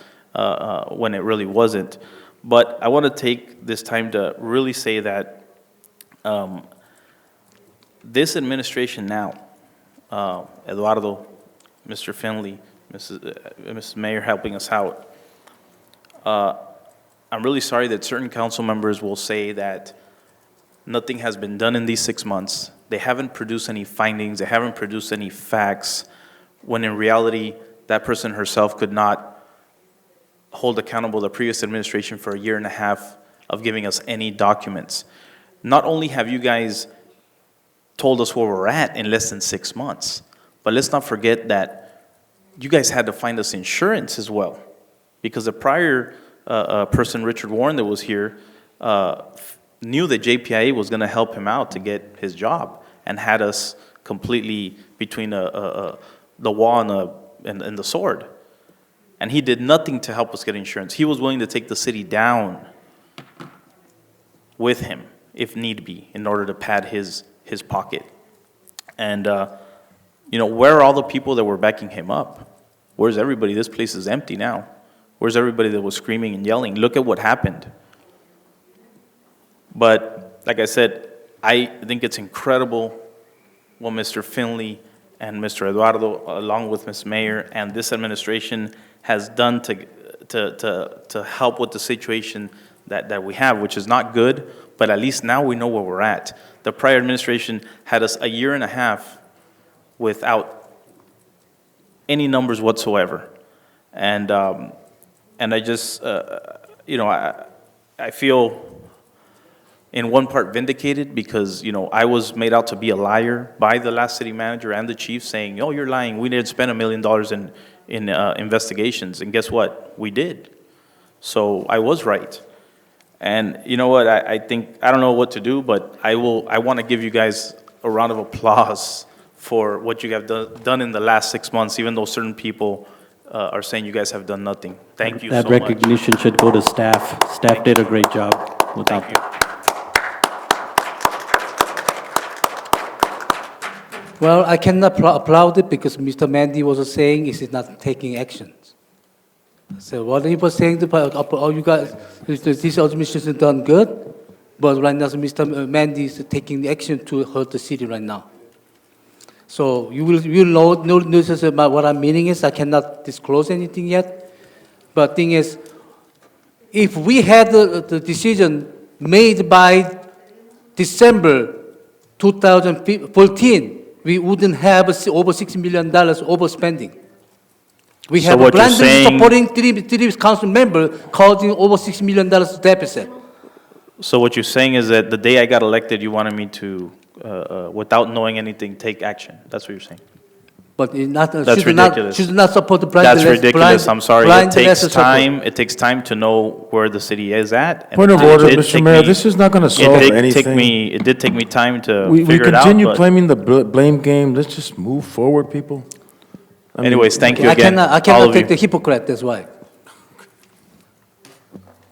Okay, so, please, Mr. Gutierrez. No, I just want to say that thank you for your comments. It really is a few pages, but represent thousands of hours of dedicated staff. I don't know if somebody here, but I really want to thank you. They did a great job. Believe me, I see it. I mean, I've seen it. I've tried to not go into your office as much as I can because I know you guys are busy. And I think it's, like I said, I think it's unfortunate when council members say that nothing has been done, when in these last 6 months, this city has done more than in the previous 2 years, because you guys found insurance, you guys are fixing our financial situation and bringing us actual ways to fix it, not just say, hey, listen, we're in bad shape. You know, the last administration really, you know, did a number on us, but telling us what we can do to actually fix it. And like I said, I just want to thank you guys for everything you've done for the city of Calexico. And one last thing, you know, I know, Ms. Mayor, that I asked you one time in your whole career, have you seen a city, when you came in with financials as bad as ours, you said, no, this was #1. But now you have your I'm sure that it puts a smile on your face to know that you took us from the worst city you've ever seen to a city now that we know where we're at and we know where we're going, and it's not so grim as it was 6 months ago. Thank you so much for everything you've done for us. Thank you. Thank you, Mr. Real, for applauding them.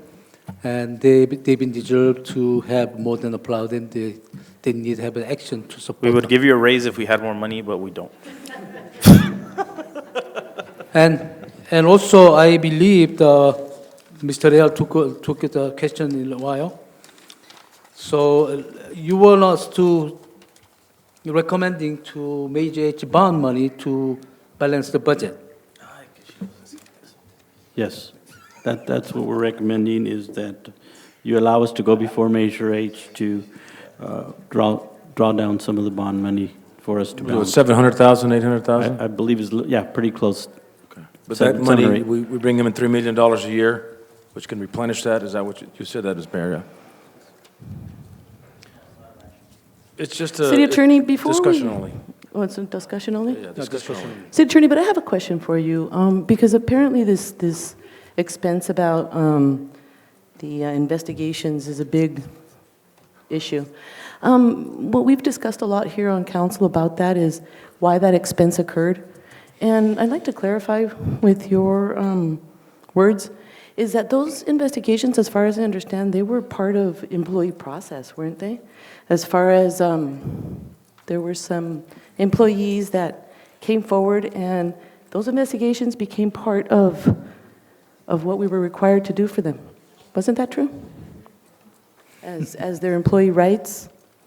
Can someone answer that? In other words, I don't think we should leave the impression that those expenses were at the whim of an individual manager or department head. I believe that it's very important to say that those expenses were a basic requirement of us as a city, as an employer. Is that correct? Well, I honestly, would like to have the legal answer. Honestly, Ms. Mayor is not the position to say this is correctly answered or not. She's not in administration to I make think the it's decision important to for do it. the citizens to Actually, understand. we have even have the wrong spending from our former administration. That's why they have $1 million to investigation on the employees. I in believe certain it's- specific type only. I believe what we need to do is identify unsubstantiated expenses and substantiated. That's what we're looking at. And as far as what we're looking at with regard to the $900 and something thousand worth of expenses that we just suffered, it appears that we're trying to make that look as if it were an expense that was unsubstantiated. But I believe that would be inappropriate to say it was unsubstantiated. When, as far as I understand, legal, it was all a part of process for employee rights. Okay, I think Ms. Hurtado was mentioning the legally Can I corrupted. get an answer? Yeah, yes, I think she's asking if the city of Calexico legally corrupted. That's what they're asking. The administration spent $1 million for the investigation, the several employees only for the certain subject. That's ridiculous. How they City spend it. Attorney, I think it's important your clarification. I really do. I think it's important towards the community to know if that was substantiated or unsubstantiated. Again, her job is the balance the book, so what the spending. It's not the making a decision to do is correct and correct way to spend or not. That is our administration's job to do it. Okay, that's fine. I guess we don't want to answer that question. Fine. Thank you. Okay. Thank you, Ms. Mayor. Clarification on the $1 million investigation money that was spent. You know,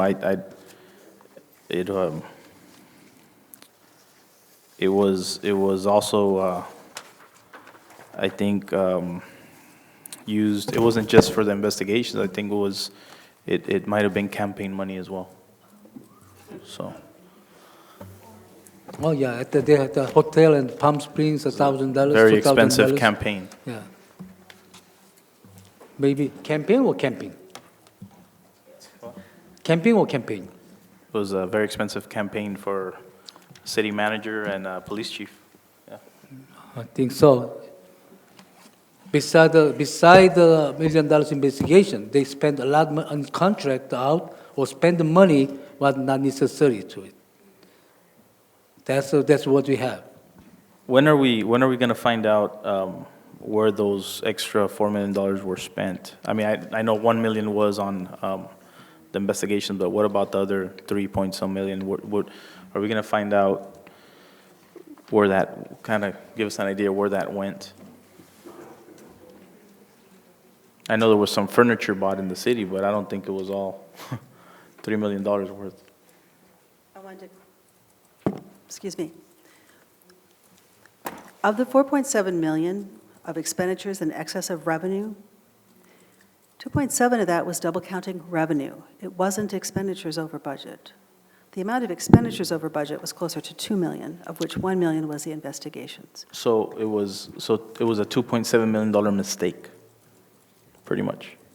The Measure H revenues were double counted. Double counted, yeah. Okay. 2.7. It wasn't 4.7 million of expenditures over budget. It was an overstatement of revenues combined with the police investigation, combined with roughly $1 million of other overspending across the city. Thank you, Ms. Mayor.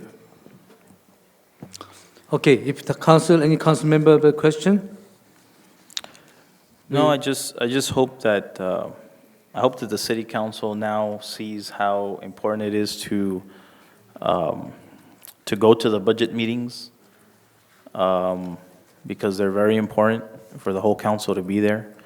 I think it's very important that as the council, we work together to hold accountable our finance director and our city manager, and ask them for monthly and quarterly statements that let us know where we're at.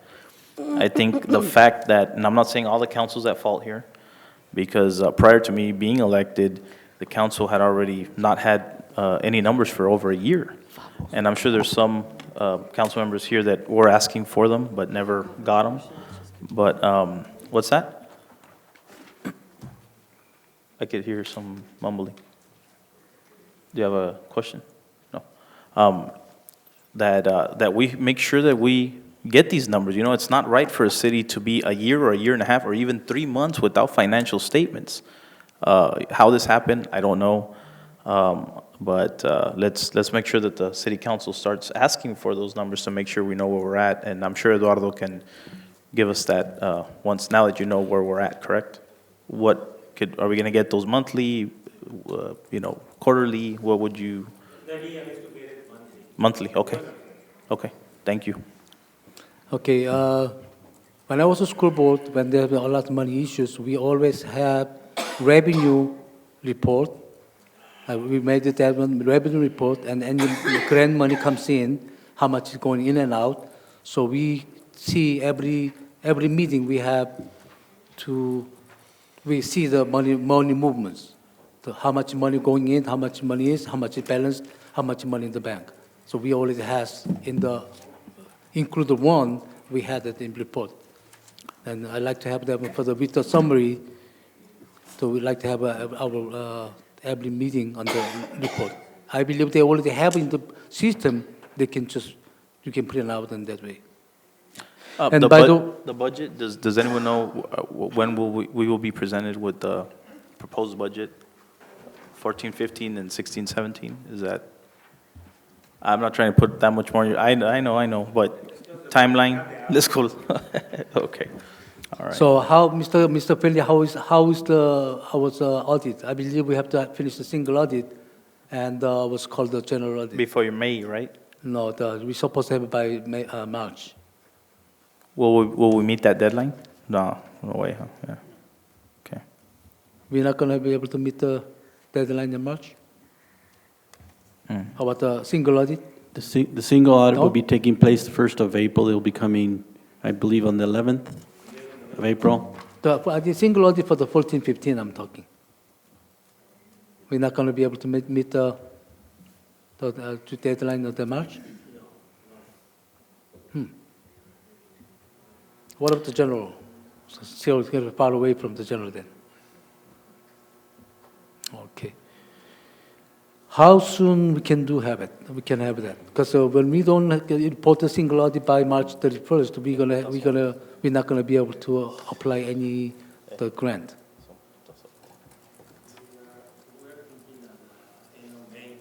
May. Wow. Is there any need of some help to expediting? No, it's going to be usually the time it takes for the auditors, a month and a half to go over the books and review it. So now we finished the book in the 14, 15. So now is the auditor have to review the books. They will take that, yes. Okay. So we can put some bomb on them so they can be finished faster? Yeah, thank you. Okay, I wish Mr. Real was ready to, like now, if he was ready by January 15 at least, we wouldn't be these kind of issues. And I've been heard about I'm real ready, I'm ready. I don't know where's the readiness. Okay, thank you for the Mr. Gutierrez, Mr. Susan Mayor. Okay, number 12, change in the observation in the Cesar Chavez holiday. Mr. Finley? Mayor, we bring this item before you due to the observation of Cesar Chavez holiday, which falls on Thursday, March 31st. We are brought it before you for your consideration to possibly observing or changing the observation of the holiday to April 1st, which is the Friday, due to the fact that the 31st is the last day that the residents are able to pay their utility bills, and a lot of residents come on the 31st to pay their bill. However, if we're closed that day, then we would have to possibly extend the deadline to April 1st, which we would have to not only extend the late fee an extra day, but it doesn't become automatic. It goes into the system after the 31st. So any payments made on the 1st would have to be manually adjusted as they are received on the 1st.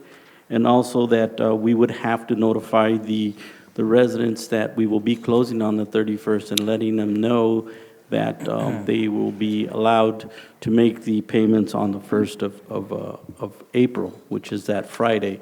So it's brought before you for consideration to allow the observation of Cesar Chavez on April 1st, the Friday.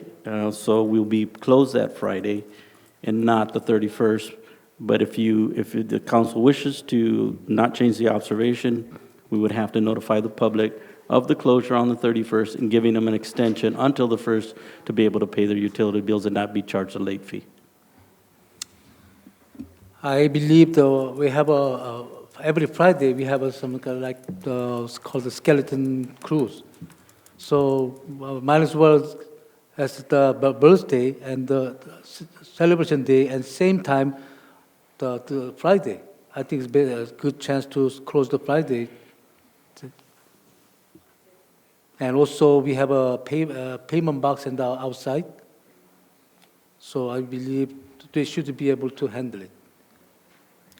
In case of some people maybe come on the next Monday coming in for the pay, I don't know how many, or we can just over there to reduce it.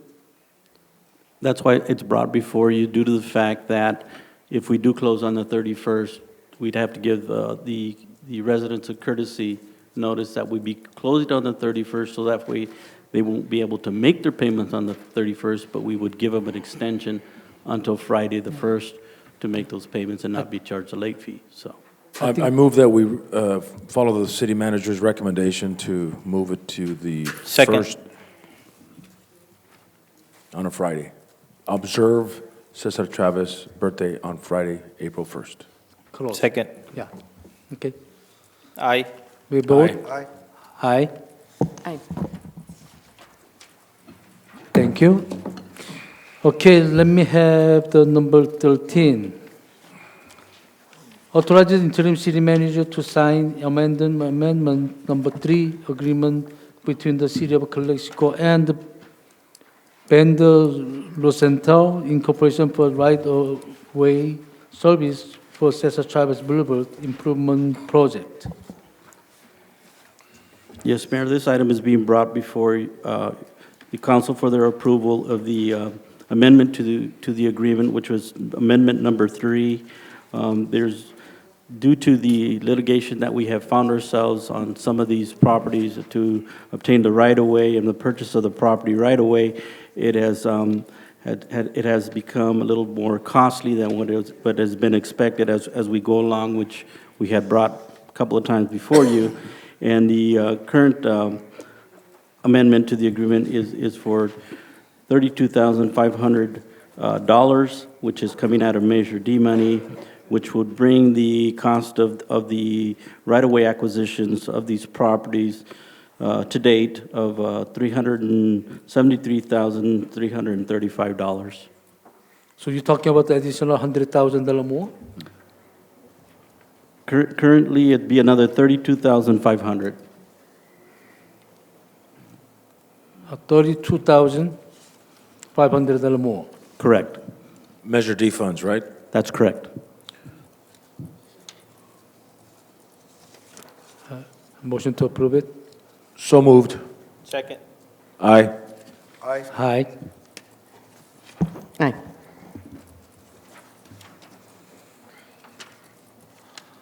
Okay, number 14. Rescinding resolution number 2015-19, a resolution of the City Council of the City of Calexico reprimanding and censuring Council Member Castro for violating the city of Calexico Code of Ethics and stripping him of all city council assignment dated April 21st, 2015. Motion to approve. Second. Motion made by Mr. Real, second by Mr. Moreno. Aye. We may vote. Aye. Aye. Mr. Castro, Mr. Real, Aye. Mr. Moreno. Aye. Thank you. Okay, number 15. Discussion on direct election of mayors for the city of Calexico. So discussion on direct election of mayor. So Mayor Kim, okay. So we're not voting on electing you mayor again, right? No, it's not, it's not that one. It would have to go to the ballot. People would vote on directly electing a mayor. But I think the system that we have with the council manager is good for our city. My understanding is that most cities that do have an elected mayor are mostly charter cities. And I would be more interested in looking at that route than, first, like City of El Centro has become a charter city, and that's kind of the ways more cities are going in that route. There are some pros and cons to it, but One of them is the prevailing wages kind of thing. prevailing wages, yeah. But Mr. Mayor Kim, would you like to tell the council why you think this is a good idea? Well, the first of all, Going to what's called a strong mayor, correct? yes, first of all, we city of Calexico needs some kind of stabilities. Once in a while, we change the administration because city council member doesn't like it to change around. So when we gonna have a stabilizing? And second, and same system, a lot of the city manager, they got used. So they just working like a 1 year, 2 year, 3 year maximum. They ready to jump on another city. So right now we doing that one. If we charter the city to have city mayor, actually they're doing the city manager job together as an elected city mayor, which is going to be, community is going to be respond to them. So if he or she has doing the job as a mayor good, then they might going to be reelected. If not, they're going to looking for somebody else's. I have a question for legal. This is something that, the city council can put on the ballot? Or doesn't it have to take a large amount of citizens that want this to go ahead and put this on the ballot? There's different ways of going about it, and actually, you're talking about two different things here. One is, as a general law city, you can go have a ballot measure to go to an elected mayor as a general law city. Under those circumstances, Would the mayor have an extra vote?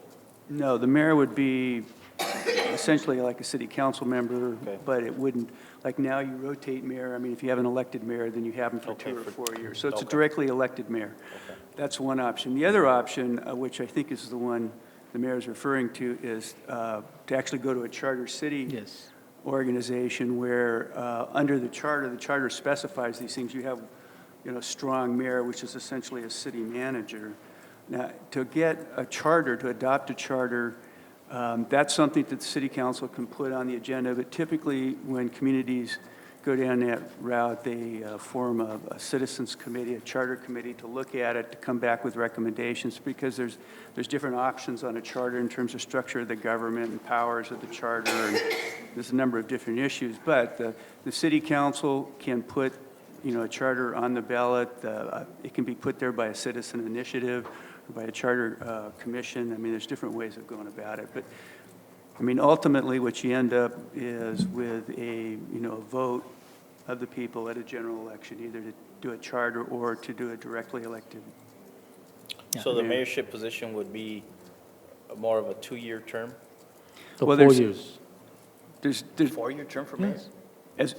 No, that seems like a long time. As a general law city, you have that option 2 or 4 years, and then also under a charter, you can, in the charter, you write your own rules, basically. A general law city, you're subject to the general laws of the state of California in terms of the way you run your government. If you actually adopt a charter, you get to write your own rules in terms of governance, in terms of elections, in terms of lots of things. It's about 4 years that at least have one mayor coming in, they can do the job to continuously to do it. If they have good achievements, the people gonna elect them again. Yeah, and typically, Now, how do under- how do the committees pick the actual committees on, the committees for possibly starting a charter city? Is that something the council picks? Is it, I mean, how would that go about? Typically, the city council would, go through a process and designate, a charter commission, which would then study the issue and then come back with a recommendation. We would have to hire some type of, what's the word? I guess an expert in that field? I mean, because a commission by itself is not going to be able to do the homework. We have to have some type of, There's a lot of information out there because a lot of cities have been down this road. So like the League of Cities and certainly they could help out. the law firms have a lot of information. I'm interested, and I would like to make a motion that we look at that option and we make give direction or take a vote on having the city, or having the city council make a board or to look at this and then bring it to us. Obviously, it's not going to be something overnight. It'll take a while, Well, it's but gonna take a while to we can- committee, then we might can put on the general election in November. Correct. So then 2 years of preparation time, so 2018, we're gonna have elected mayors. I make a motion that we go ahead and look at that option, Okay. see how it What, would affect looking at or not becoming affect. a charter city? Correct, yes. Yeah, I second it. Making a committee, we would start a committee, and then they, along with, working with the League of Cities, they would, now, I would like to just say that hopefully this committee doesn't have to go by the bylaws that were done for not being able to be on these, on two committees at the same time, because the people that are on the committees now are probably, they're there for a reason. It's because they go to meetings, they're involved in the city, and I hope that this committee wouldn't actually be held to that rule, you know what I mean? Yeah, so the committee is gonna be study with the. Correct, the but law for example, firms. if there's somebody that you want to appoint to this committee that's already on another committee, they can't be on two, so that wouldn't, how Well, can we this work one is that so that this will be a supposedly separate? different, separate. We could call it a process. board or instead of a committee? Okay, so we would call it It's a, not the standing committee. so we can't call it a committee, we would call it a board. Yeah. Okay. Or commission is what it's typically called, like a charter commission. So it's not gonna be impacting it as a commissioners. Well, the direction hopefully would be for staff to come back with some recommendations at your Okay, next meeting. so I'll make a motion that staff come back with recommendations on a board or a committee for the possible, looking into charter, and at the same time, charters mean that the mayor is usually elected, correct? Also, in the charter city, okay, so I'll make that motion. I'm second that. First of all, we'd like to I understand. second already. You second already? Oh, Okay. yours, okay. The mayor second that. You can third it. Yeah, no problem. But the thing is, what I understand, we need to, first of all, in order to make some changes or make some decision, we need to Do some homework. do some Correct. homework, but not only that, we need to get like a workshop to understand Correct. how the charter cities are working on. Correct. So first of all, we need to get that kind of information. That's my concern. Yeah, I asked Mr. City Attorney, Mr. Campos, about the more backup document and this information on the charters. So please send us to information as soon as possible. Not necessarily have to wait until meeting, so every council member can read what is going on. So is a motion? Yeah. Aye. Aye. No. Okay, 4-1, we passed. Ms. Hurtado said no. Okay, number 16, ordinance number 1169 on interim urgency ordinance of the City Council of the City of Calexico, enacted pursuant to California Government Code, Section 65858, establishing a temporary moratorium on off-site display and the sale of the automobiles in the city pending on enactment of on amendments to the Calexico Municipal Code. Mr. Mayor, if there is no discussion, I'd like to motion for its approval. Second. You mean the motion to approve it? Yes. Second by Moreno. So we Now, gonna vote? I just have a quick You have question some for legal. discussions? Just a quick question, because Did you want to open that up for Carlos discussion? had said that any contracts before February 15th have to be Honored. honored, correct? Yeah, there's, a constitutional provision that says that only under limited circumstances can a council act to impair contracts, and that would be the concern, that we take an action now that would impair contracts. So the, That exception is written into your urgency ordinance. Okay. Aye. so they have a, whatever. In other words, whatever contract a- they have, you have to, they're gonna be honored to what the Correct. one permit on this one, last, okay. And they're going Aye. to, Aye, Aye. Aye. What was the motion? To approve the to recommendation. 5-0. Aye. and this is for 45 days, correct? right, and in 45 days, we'll come back with a, 10-month. yeah, we'll come back with, The longest you can do it is 10 months. right, and then there Okay. can be a second one after the year. Okay. But we have to come back with a report about what we. But we're gonna Thank you. do change the ordinance between those times. Okay, number 17, discussion on establishing independent taxi owned by driver. Motion not to approve? Well, I need to Second. explain. Aye. I need to explain that. There's a motion and Okay, and a second. I Well, have to I did- I explain. didn't- We Second we- for discussion, I did not second for Okay. discussion. I seconded, Okay. but not for discussion. This, Aye. this one is a taxi, is a problem we have in the taxi. I believe Mr. Chief was talking, and taxis, they're just the driving backwards. Because they're competing. They're competing to go to the customers. They just go to driving backwards, going out. They walk the U-turns, they're going back, and even they parking the loading zone. Why don't they they- get tickets? Because nobody there that time. So how did somebody see them go Because I saw reverse? that, my own eyes. Oh, you saw it, okay. Did you record And it? then, the reason why they're doing it, they have to pay $80 or $70 during the day, and nighttime they pay $50. And these taxis, 24 hours, 7 days a week is running until they broke down. That means they're making money. Yeah. That should But be, the that should thing be is, legal in the city of Calexico. Taxi Business to make driver money. who runs the taxi, they have to pay the rent, they have to pay the gas. Sometimes they go whole 12 hours they're working, and they just go home to $20 a week. That's like a labor commission issue or No, that's I mean, contracted. I understand, but maybe you want to contact the labor commission or Well, State Board of and Equalization also- or Department of Please, Transportation. please don't cut it, please. I mean, the city I'm council. talking. City council. I'm talking, please. Has nothing to do with I'm that. talking. And not only that, we have a lot of those polleros or raiteros. They're all over the town right now. So if we get the taxi, independent owner taxi, they're going to have a better service community. What they're doing, the nighttime, they obligate to have the taxi in stranger. They need to make the money. So you mean you want to start like an Uber? Not Uber. I've been having several times experience at nighttime. They're not going to go until I got another customer to get in same taxis. And those things are all caused by because the high rent.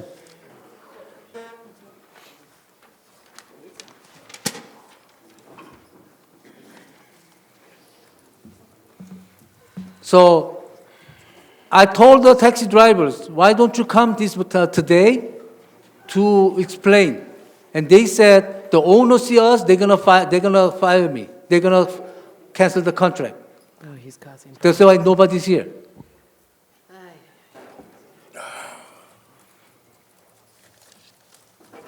So if we are approving this one, if we can do it, we can have over 100,000 are creating on here. And so improve their workmanship and service for the community. I understand, Mr. Mayor, that I think we have the information on the taxis is under the auspices of Chief Gomez. Is that correct? You regulate the taxis and you see that they are running properly, or do you have an opinion on this, Come here, please. Reggie, Chief Gomez? I think we'll start with staff first, no? Yeah.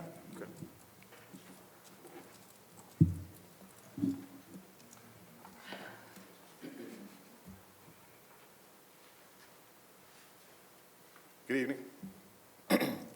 Well, my first observation of the operation of the taxis in the city was when I was working on an undercover detail at First and Rockwood.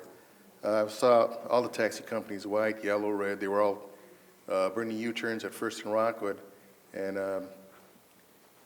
unfortunately, I was in plain clothes. I didn't have my citation book with me. I ended up later on going back to the taxis at First and Rockwood, and I did make contact with a few of them. And, well, they said they'd stop it. Just today, I was driving around in the Durango, and I pulled over a taxi, white taxi, number 14, that had none of the brake lights working. And I advised them to take it down to the garage to have the lights repaired.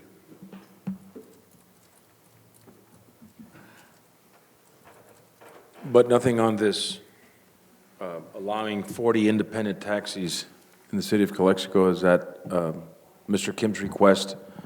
How would that affect your workload or the way of doing things? Actually, I was putting this one as discussion items. What? So I'm not really prepared to answer that. Okay, that's fine. Okay.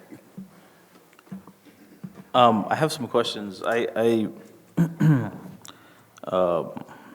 understanding is when taxis are going to come to the city, or a new company wants to come to the city, there needs to be an extensive study done on if it's even feasible for a new taxi to come into the city. There's also the PUC. There's different things that I understand what you're saying. What you're trying to say is that independently owned taxis, and that's more of like what Uber's doing, or Pickup, or whatever the name of those apps are.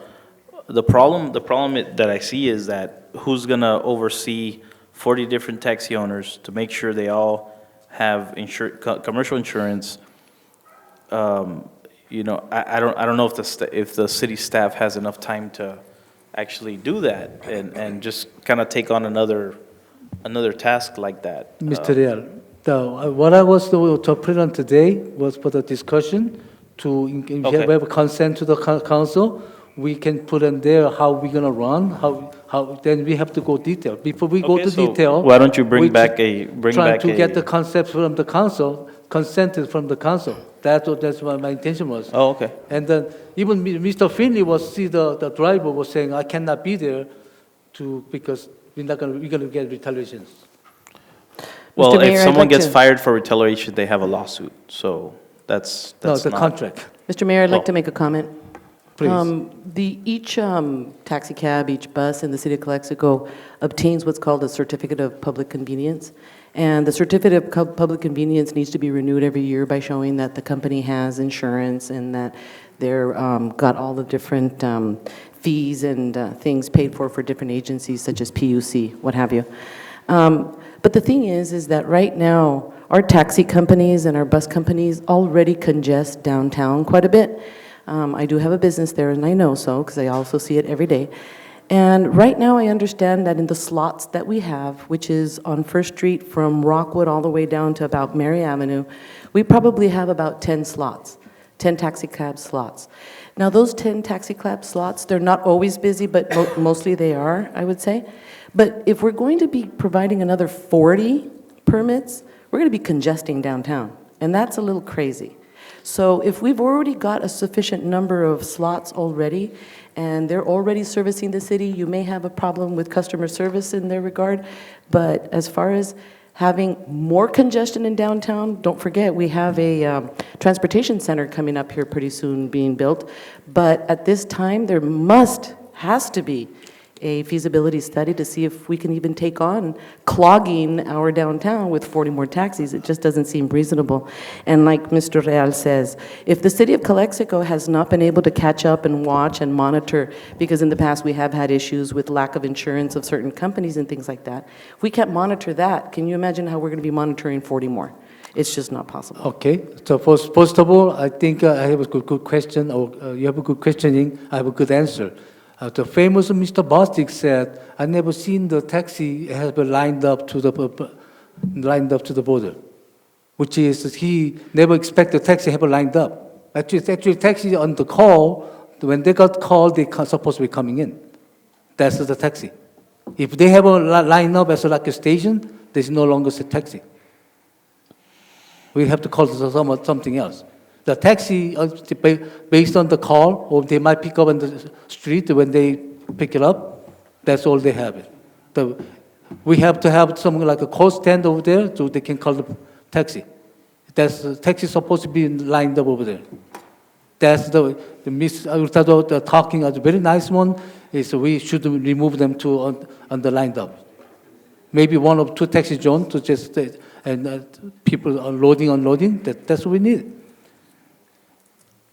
That's another one to congestion in the downtown right now. And even though but Mr. Bostic said that he never seen that, or why he doesn't know why they're doing it. Okay, so it was your discussion. Can you, if you want to, if this is what you want to do, can you bring back to the council in the next meeting exactly how this all would work? And then, because here it's just kind of discussion. So sure.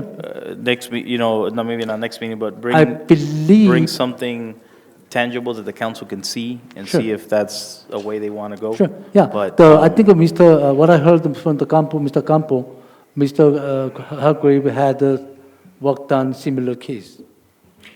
Yeah, we represented Sunline, which is the transit agency in the Coachella Valley, and we went through a process with them where we set up the regulation of taxis throughout the Coachella Valley. And it was based on a study, but I mean, the considerations typically are you don't want to have too many taxis, because if you do, you have too much competition and no one's making any money, so people can't maintain their vehicles, they don't have insurance.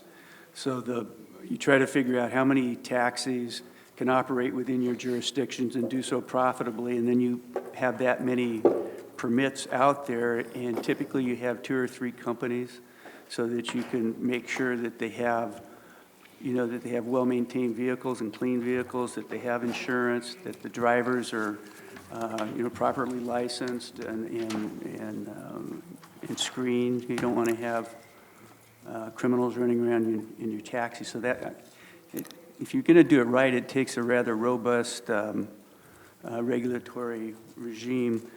But also, the way we did it there is the companies were charged a certain amount per year per taxi, and that amount then paid for, the regulation, so that with the amount they collected from the taxis, they were able to staff, the regulation of the taxis. And that way, if there's complaints from the citizens or complaints from the businesses, or you have a forum for dealing with them.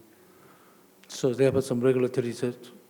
Well, whatever we collect the fee from the taxi, we can set the fund to regulatory committee, whatever, we can do it. Right. But, if you had 40 totally independent taxis, would create, it'd be difficult to regulate, typically. Well, probably they can go by the association, independent Right, taxi you could do that. associations. And that's typically, that happens. I mean, typically if you set up those kinds of things, then groups of people with taxis would band together and have their own association.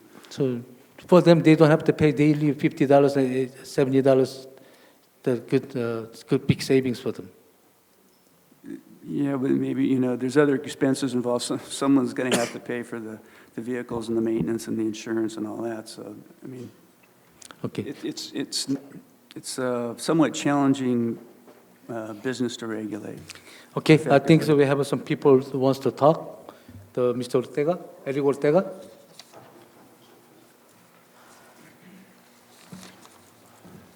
Good evening. The taxis already are assessed a fee per taxi for some time now. It probably pays one of the more significant business licenses in the city. I mean, we pay thousands, and this is related to that. In regards to your merits for complaining, I mean, you're talking about violations that are corrected with citations. And it's no different. These taxi cab companies are run no different than in any other city. Your city attorney highlighted exactly what it entails in regards to not adding too many, so forth and so on. There's nothing being done here that isn't done in every other city when it comes to running taxi cabs. There's cost to operating them. The insurance is significant, the maintenance. We have to house them, 24-hour dispatchers. We have someone on maintenance as well. I mean, it's very expensive, Mr. Kim. But you know what? I find it coincidental that this just appears on the agenda now that you're running for the IID, and so am I. You know, I mean, it almost seems like an act of reprisal on your behalf. And it's unbelievable that you'd stoop this low. You know, it's got malice. It's reeking of malice what you're doing here, okay? I mean, the city is losing businesses, yet you're worried about taxi cabs? Look at your budget, and you're worried about taxi cabs. We don't have a budget. Oh, okay, well, all right. I mean, it's unbelievable. I mean, there's already a process in place. I mean, what you're talking about can be corrected. I mean, it happens everywhere, you know, especially with, you're talking about a vehicle violation, he backed up, he didn't. It's no different from what other people do on First Street, even yourself, okay? So, you know, it's unbelievable, and I ask this council to not indulge this man in this discussion because this is just toxic behavior. It's wrong and it's sad. Thank you, Mr. Ortega. Okay, the person, Marta Ortega.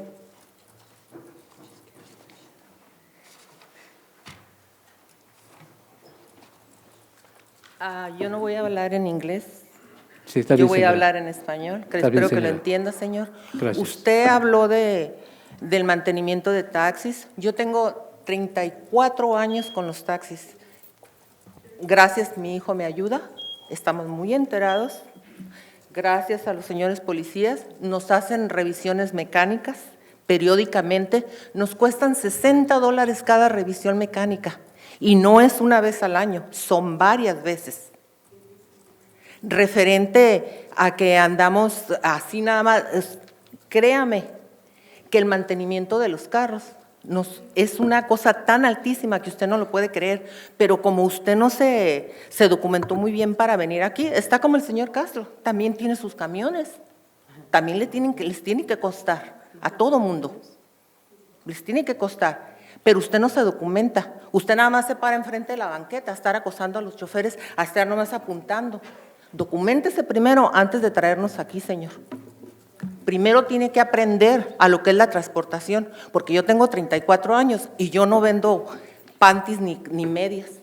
Gracias. Gracias, Mr. Ortega. Alvarado Pérez.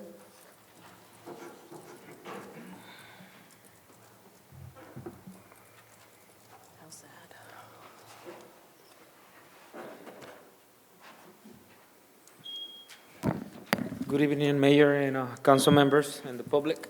And I just wanted to speak about the taxis and the raiteros and all that, you know. 3 weeks ago, I reported it to the city of El Centro that there's like 25 raiteros aligned in the border line, you know, along the border, waiting for customers, taking customers from the taxis and from our business, you know, as a owner business of LNA Shuttle. So I came and talked to Mr. Gomez a few months ago. He said that he was going to try to do something, but there was no money in the budget so that he can put up a team together and work on the raiteros, because eventually they're taking money away from the companies that are paying license fees. And I gave him proof. You know, I even talked to Mr. Bostic and the chief before, and like 3 chiefs before, and like 3 managers before. Mr. Finley, which I talked to him before about it. So I went to the city of El Centro and talked to the city manager and the chief of police, and I turned in some papers, with the photos of the drivers and the cars that they're using to move the people around, not paying any fees, not paying any licenses, not paying any insurance for their cars. And boom, in 3 hours, they got 4 raiteros. In 3 hours, they put up an operation and they pick up 3 raiteros. And one of the raiteros was an ex-city council member, Eddie Guzman, which is now he was saying the police officers that he has a license to operate as a taxi cab from Hopeville, but the guy operates at the border. So they detained him. He tried to claim that he was operating legally, and they just told him, well, where the stickers are, where's the sign tickets are, where's your fare sticker on the door, and this and that. And he didn't have any type of commercial insurance or anything. So you're allowing all these people, Mr. Kim, to have to be, taking customers from us that we're paying you license fees, and they're not even regulated from you, from the city, from the PUC, or CHP. And like Marta and Eric are saying, it's very costly to us, to my company. I spend more than $50,000, $20,000 just on maintenance for my cars every year, plus whatever I have to pay for the PUC. And the fees that I paid last year, for doing business with you guys. And I don't see no raiteros here, claiming that they want to have a certificate of public convenience and necessity. It took me 6 months to get a certificate, once. And the second time that I applied for a certificate was a nightmare. And even you asked for a feasibility study. You were so hard on it. You were trying to, for me to pay $50,000 for a feasibility study. And now you want to grant these people with 40 permits? Come on, Mr. Kim. Tell me, is that right? That's what you're trying to do? Makes no sense. People that are operating illegally in the city for so many years, taking so many customers from the people that are paying these fees? Thank you, Mr. Lopez. Thank you. Okay, Mr. Yanes. Oh, next person, Juan Lopez.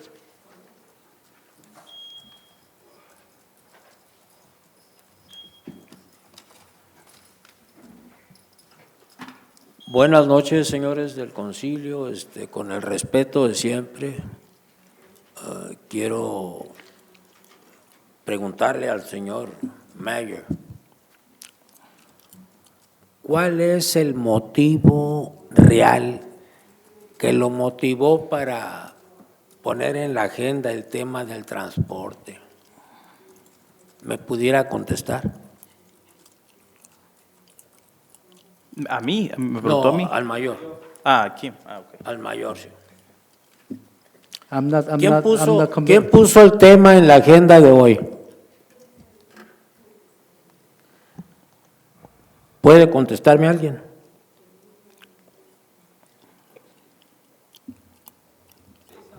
Nadie puede contestar. Están solicitando 40 permisos. ¿Quién está solicitándolos?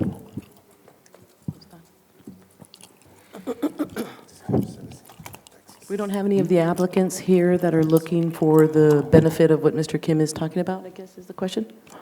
Nobody's here? No sé si me está entendiendo el señor el mayor, el señor mayor. Mr. Kim. Kim. Ajá. ¿No hay respuesta? No necesario, señor. No es necesario. Sí. Para nosotros sí es muy importante. We're the supporters of this item. I think that's what he's asking. Okay, let him do his speaking. Otro asunto, con el mismo tema, pero está solicitando 40 permisos. Nosotros empezamos en 1981 en el transporte con 3 permisos. A la fecha tenemos 15 permisos, después de 35 años. Si usted quiere dar permiso, yo con gusto, dígame nada más.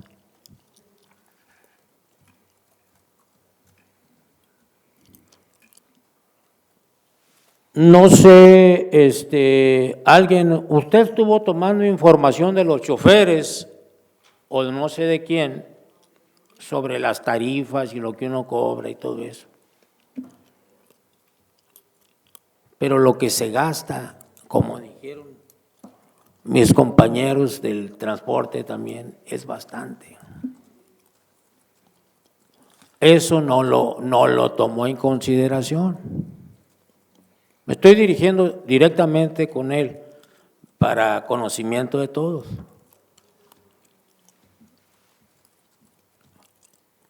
Ninguna de las preguntas que hice se puede responder.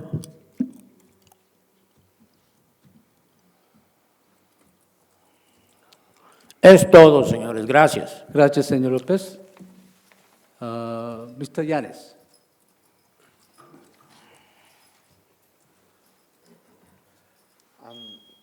I just got a question. How many of you drive a taxi every day? How many of you? I believe none. I have been a driver. I used to be a driver. That was one of my first professions. I washed dishes and I was a taxi driver. I spent 3 months working as a taxi driver. Do you have an idea how many hours these employees work? They work 12 hours. They sometimes make $25 per day, $30. They had to pay $60 to $70 per day renting the taxi. Who's making the money? People that own the taxis. They own 10 taxis, 15 taxis, 8 taxis. They don't even work driving the taxis. Why? They don't need.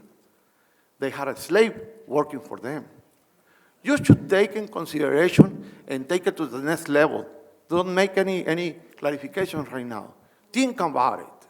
Think for the people that drive those taxis. My wife does not drive. She takes the taxi every day. Do you know the conditions that the taxis are? They are worse situations. I have taxis. I have friends that have taxis on 43 and 43 in Mexicali. Those taxis are better than Calexico. Many of the taxis that are in Mexicali, just across the border, they are in better condition than the taxis that we have in Calexico. What year the taxis we have here? 1998, 2004. Do we have a 2016? Someone owns a 2016, 2014? Just think about it. This is the future right now. We don't have to be on taxis that are 20 years old, 10 years old. They are afraid of the competition. Let the market to level itself. If a taxi driver comes again, let the taxi driver charge $4, $3.50. But let other people come in a competition and charge a fee for the city license. They have to comply with all the state regulations. Think about it. But don't have slaves making $40 per day. Ask them how much they make. $25. I have many friends that drive taxi because I take the taxi with my wife when we go to the border. We go to Mexicali very often and we take those taxis. See the conditions that those taxis are. Some of them don't even have good conditions in the seats. Some of them don't even work the windows. Some of them don't even use the air condition. Come on, think about it. Do something good for the citizens of Calexico. Get taxis in better conditions. Don't those piss up. Thank you. I guess we could say the same thing for the buses then, huh? I will say the same thing for the buses if I can take the bus back. We have a lot of work to do. Thank you, Mr. Yanes. Okay, please. The public, they need to talk. The council here did not. Please. Okay. So Mr. Yanes, you are telling a lot of things. And early morning, I see some taxi driver have eye closed, go home. Can you imagine that the driver driving my taxi might be some happening? Can you repeat that? A taxi driver with his closed eyes go home? Almost. No, Oh, like he's falling almost close asleep. eye, like falling almost Ah, like okay. walking like a zombie. They were sleepy, and we need to have better condition to the person who working in that industry, and we need to have a more safety condition for our community and better service. And they were criticizing bus doesn't have air conditioning. What about the taxis? And condition taxi is very worse. And they changing the oils in the street. They adding the oil in the street, adding the coolants in that street. And a lot of things happening. I don't have any favor to anybody. I don't have a hate anybody. I've been thinking this one since a long time ago. Nighttime, they obligate me to get somebody together. If not, they're not going to go. I have to take off to get another taxi. Lots of things happening there. I just want to taxi industry to shape up, to give the decent amount of the services to the community, certain condition of the cars, and certain employees they working, and they can support their life. Sometimes they just going home with the $20 and going home. It's not fair. Call for the question, Mr. Mayor. So, as Mr. Ortega was criticizing me was that I'm doing because of the election. Call for the question. That's nothing to do elections. Second call for the question. Okay? Please vote on call for the question. This is ridiculous. We're not voting. Oh, then let's stop the Can discussion. Can we stop the So- discussion? We're wasting time. We have a council member. We have to serve the community. Well, I think you should start by doing a study. I think there should be some concrete evidence as to why you want to bring out 40 taxis. We have Stone Garden money. Maybe that could be used to curtail the raiteros. I mean, there's other ways of dealing with this. Well, I'm not supporting the raiteros. The raiteros was an issue. I'm talking about this. You were talking, Okay. raiteros was an issue. Okay, maybe there's Stone Garden money that is a crime being committed at the border. I mean, maybe our PD can look at possibly making that change. But Mr. Lopez has 15 taxis. He's been here since 1981. I mean, why 40? Why that number? I mean, it's just, I don't know. Because I want to have a taxi driver. They have a chance to get their own individual taxis, their own business. Okay. Well, I mean, there's That way they can support the I life. mean, but And we also have to creating look another at 100 we have jobs. to look at the municipal code on what the municipal code states before we make any decision on increasing the number of taxi licenses. So I mean, have you met point. with the taxi owners and discussed this? That's a great question, Mr. Moreno. Have you met with the Have you met with the taxi owners? and had started some dialogue, Then Mr. I Kim? think that's where you should start. I think they should teach you what they go through. But And my job is to serve the community. right, but you And they need are to part of the community. communicate with Okay. them. Please. No, please, they are part of the community as well. Just one question for you. Can I make it? Yeah. Go ahead. Do you believe those people, when you talk with them, I don't really know what you did, but you've been investigating by yourself, this is personal. Do you think that any of those guys will live a family with $10, $25 a day? Answer me that question. Well, they live in Mexico. What? Some people they live in Mexicali. Oh, my God.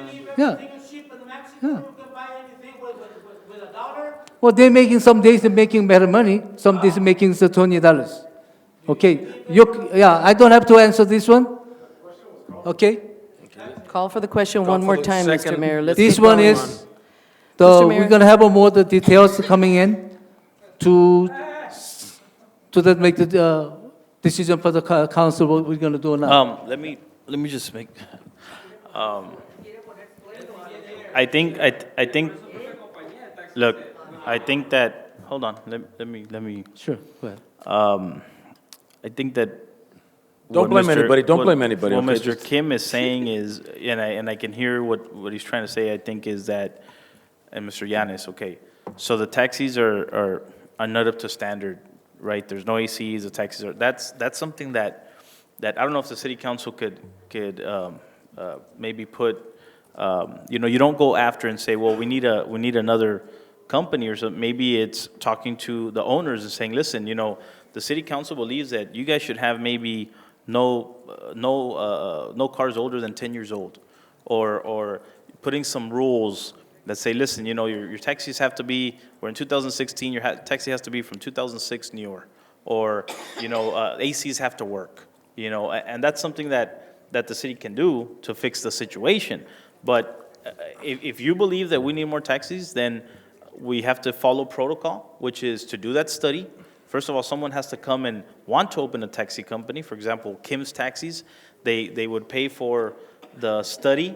I'm just giving a name, I'm not saying that's, but Kim's Taxi wants to open in Calexico, you pay them money for the study, it gets done. If the study says, listen, you know, we think maybe there's 10 or 20 taxis more that are needed, then that followed the proper channels to get it done.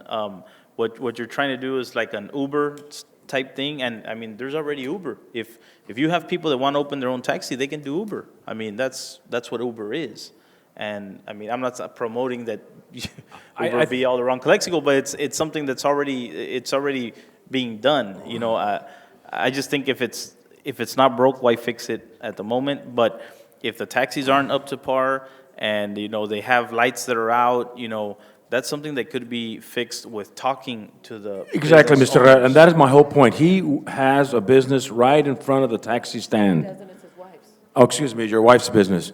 But why can't he just meet with these owners and share his concerns with them before coming out here in public and making these sensational requests, 40 licenses, I don't know. You know, he's going about it the wrong way. And if he wants to respect from the people, he needs to respect the people himself by going out there and talking with them and having some dialogue. And I think that's where you need to start, Mr. Kim. Let's move on to the next item. Well, I want to Let's move help on. the poor, Let's move the on. Item number drivers, they suffering. Number 18. Well, that's under their business, their employees. It's a private business. I think it's very Okay, dangerous so for a council to get It's, involved in how people run their It's businesses. 9:30, we need to take a vote if we're going to continue this meeting. I got a lot of stuff. Yeah, let's. We're wasting too much time. We got 15 Two more minutes. items. two more items. Make a motion to continue the meeting past 9:30. Second. Aye. Okay. Aye. Aye. Item Okay, number 18. so item number 18, the appointment by mayor and the council members to various commissions, board and the committees. Business Improvement Districts, appointment by the Mayor Kim, I don't have it yet, next time I'm gonna bring it. And the council member Hurtado, I don't have any. you don't have it yet? The B, Recreation Commissions, appointments by Mayor Kim. I appoint to Mr. Salvador Munoz. He's gone? Yeah, he left. He got scared. For what position? The recreation, Parks and Recreations. I believe that he can do. Why don't you just ask if anybody has any appointments? You've got Okay. 10 letters there. I have an appointment, C for Financial Advisory Board. I have Mr. Ismael Lopez. I have no appointment, Mr. Kim, for my Okay, Mr. senior Castro, you have a, citizen. For what? For library work? you don't have anybody yet? No, I don't have. Okay, then we're gonna go next, Mr. Moreno. I have none for None either from street you? naming or senior citizen. So Ms. Hurtado? I have no appointments today. Okay, so beside me, there's no appointment this time. Okay, number 19. Change of the city representative on the Imperial County Transportation Commission, ICTC, Who's there now? Mr. Kim. Mr. Hurtado. Oh, Mr. Hurtado. So, you No, they're taking me off. wanna go? Why are you not keeping Mr. Hurtado? Well, I think that this time we need to change the representative to demanding different way. Well, because she's here for another 2 years. 3. I'm sorry. I'll be She's there here for then. another 3 years. Then I'll be there to direct our issues. What do you mean? I'll be there as a. What is the representation. reason? What is the reason for removing? No, because we wanted to see the ICTC different directions. Weren't you sitting on the ICTC? No, I never. You never sat on it? Okay, I have a future agenda items. I have no future agenda item. There wasn't a vote needed? So Okay. there's not even on, it's not on the agenda? Future agenda item, have two. One is that right now that the city council, right now we're going through this fiscal crisis and budget. I want to know if I have another council member support on the city. We have employees that are probably going to get, that might have some issues with their pay in the future. I just think as elected officials, we should take that first step and possibly not take a paycheck until the budget is in better, we're balanced and we're actually making money. If I have another member. How about not take a paycheck and not take insurance? That would work. We could I'm not even taking insurance. I've never taken insurance. We could do that. We could take no pay and no insurance. Because you until guys have insurance through the wife No, or the job. I'm actually single, I'm not married, and I don't have insurance other than the city. So, But do your homework. $350 from each of us is going to make a big difference? Well, it's more, right? It's like 600 plus the insurance, I mean, plus, I'm just thinking up there, it's over $1,000. If I don't have anybody else to concur with me, that's City fine. Attorney, I'm a But- cancer survivor, so my insurance is very important to me. Would I happen to have the opportunity for something like a other coverage, what's that, GAPS type coverage if we do that? Could you answer that question for me legally later?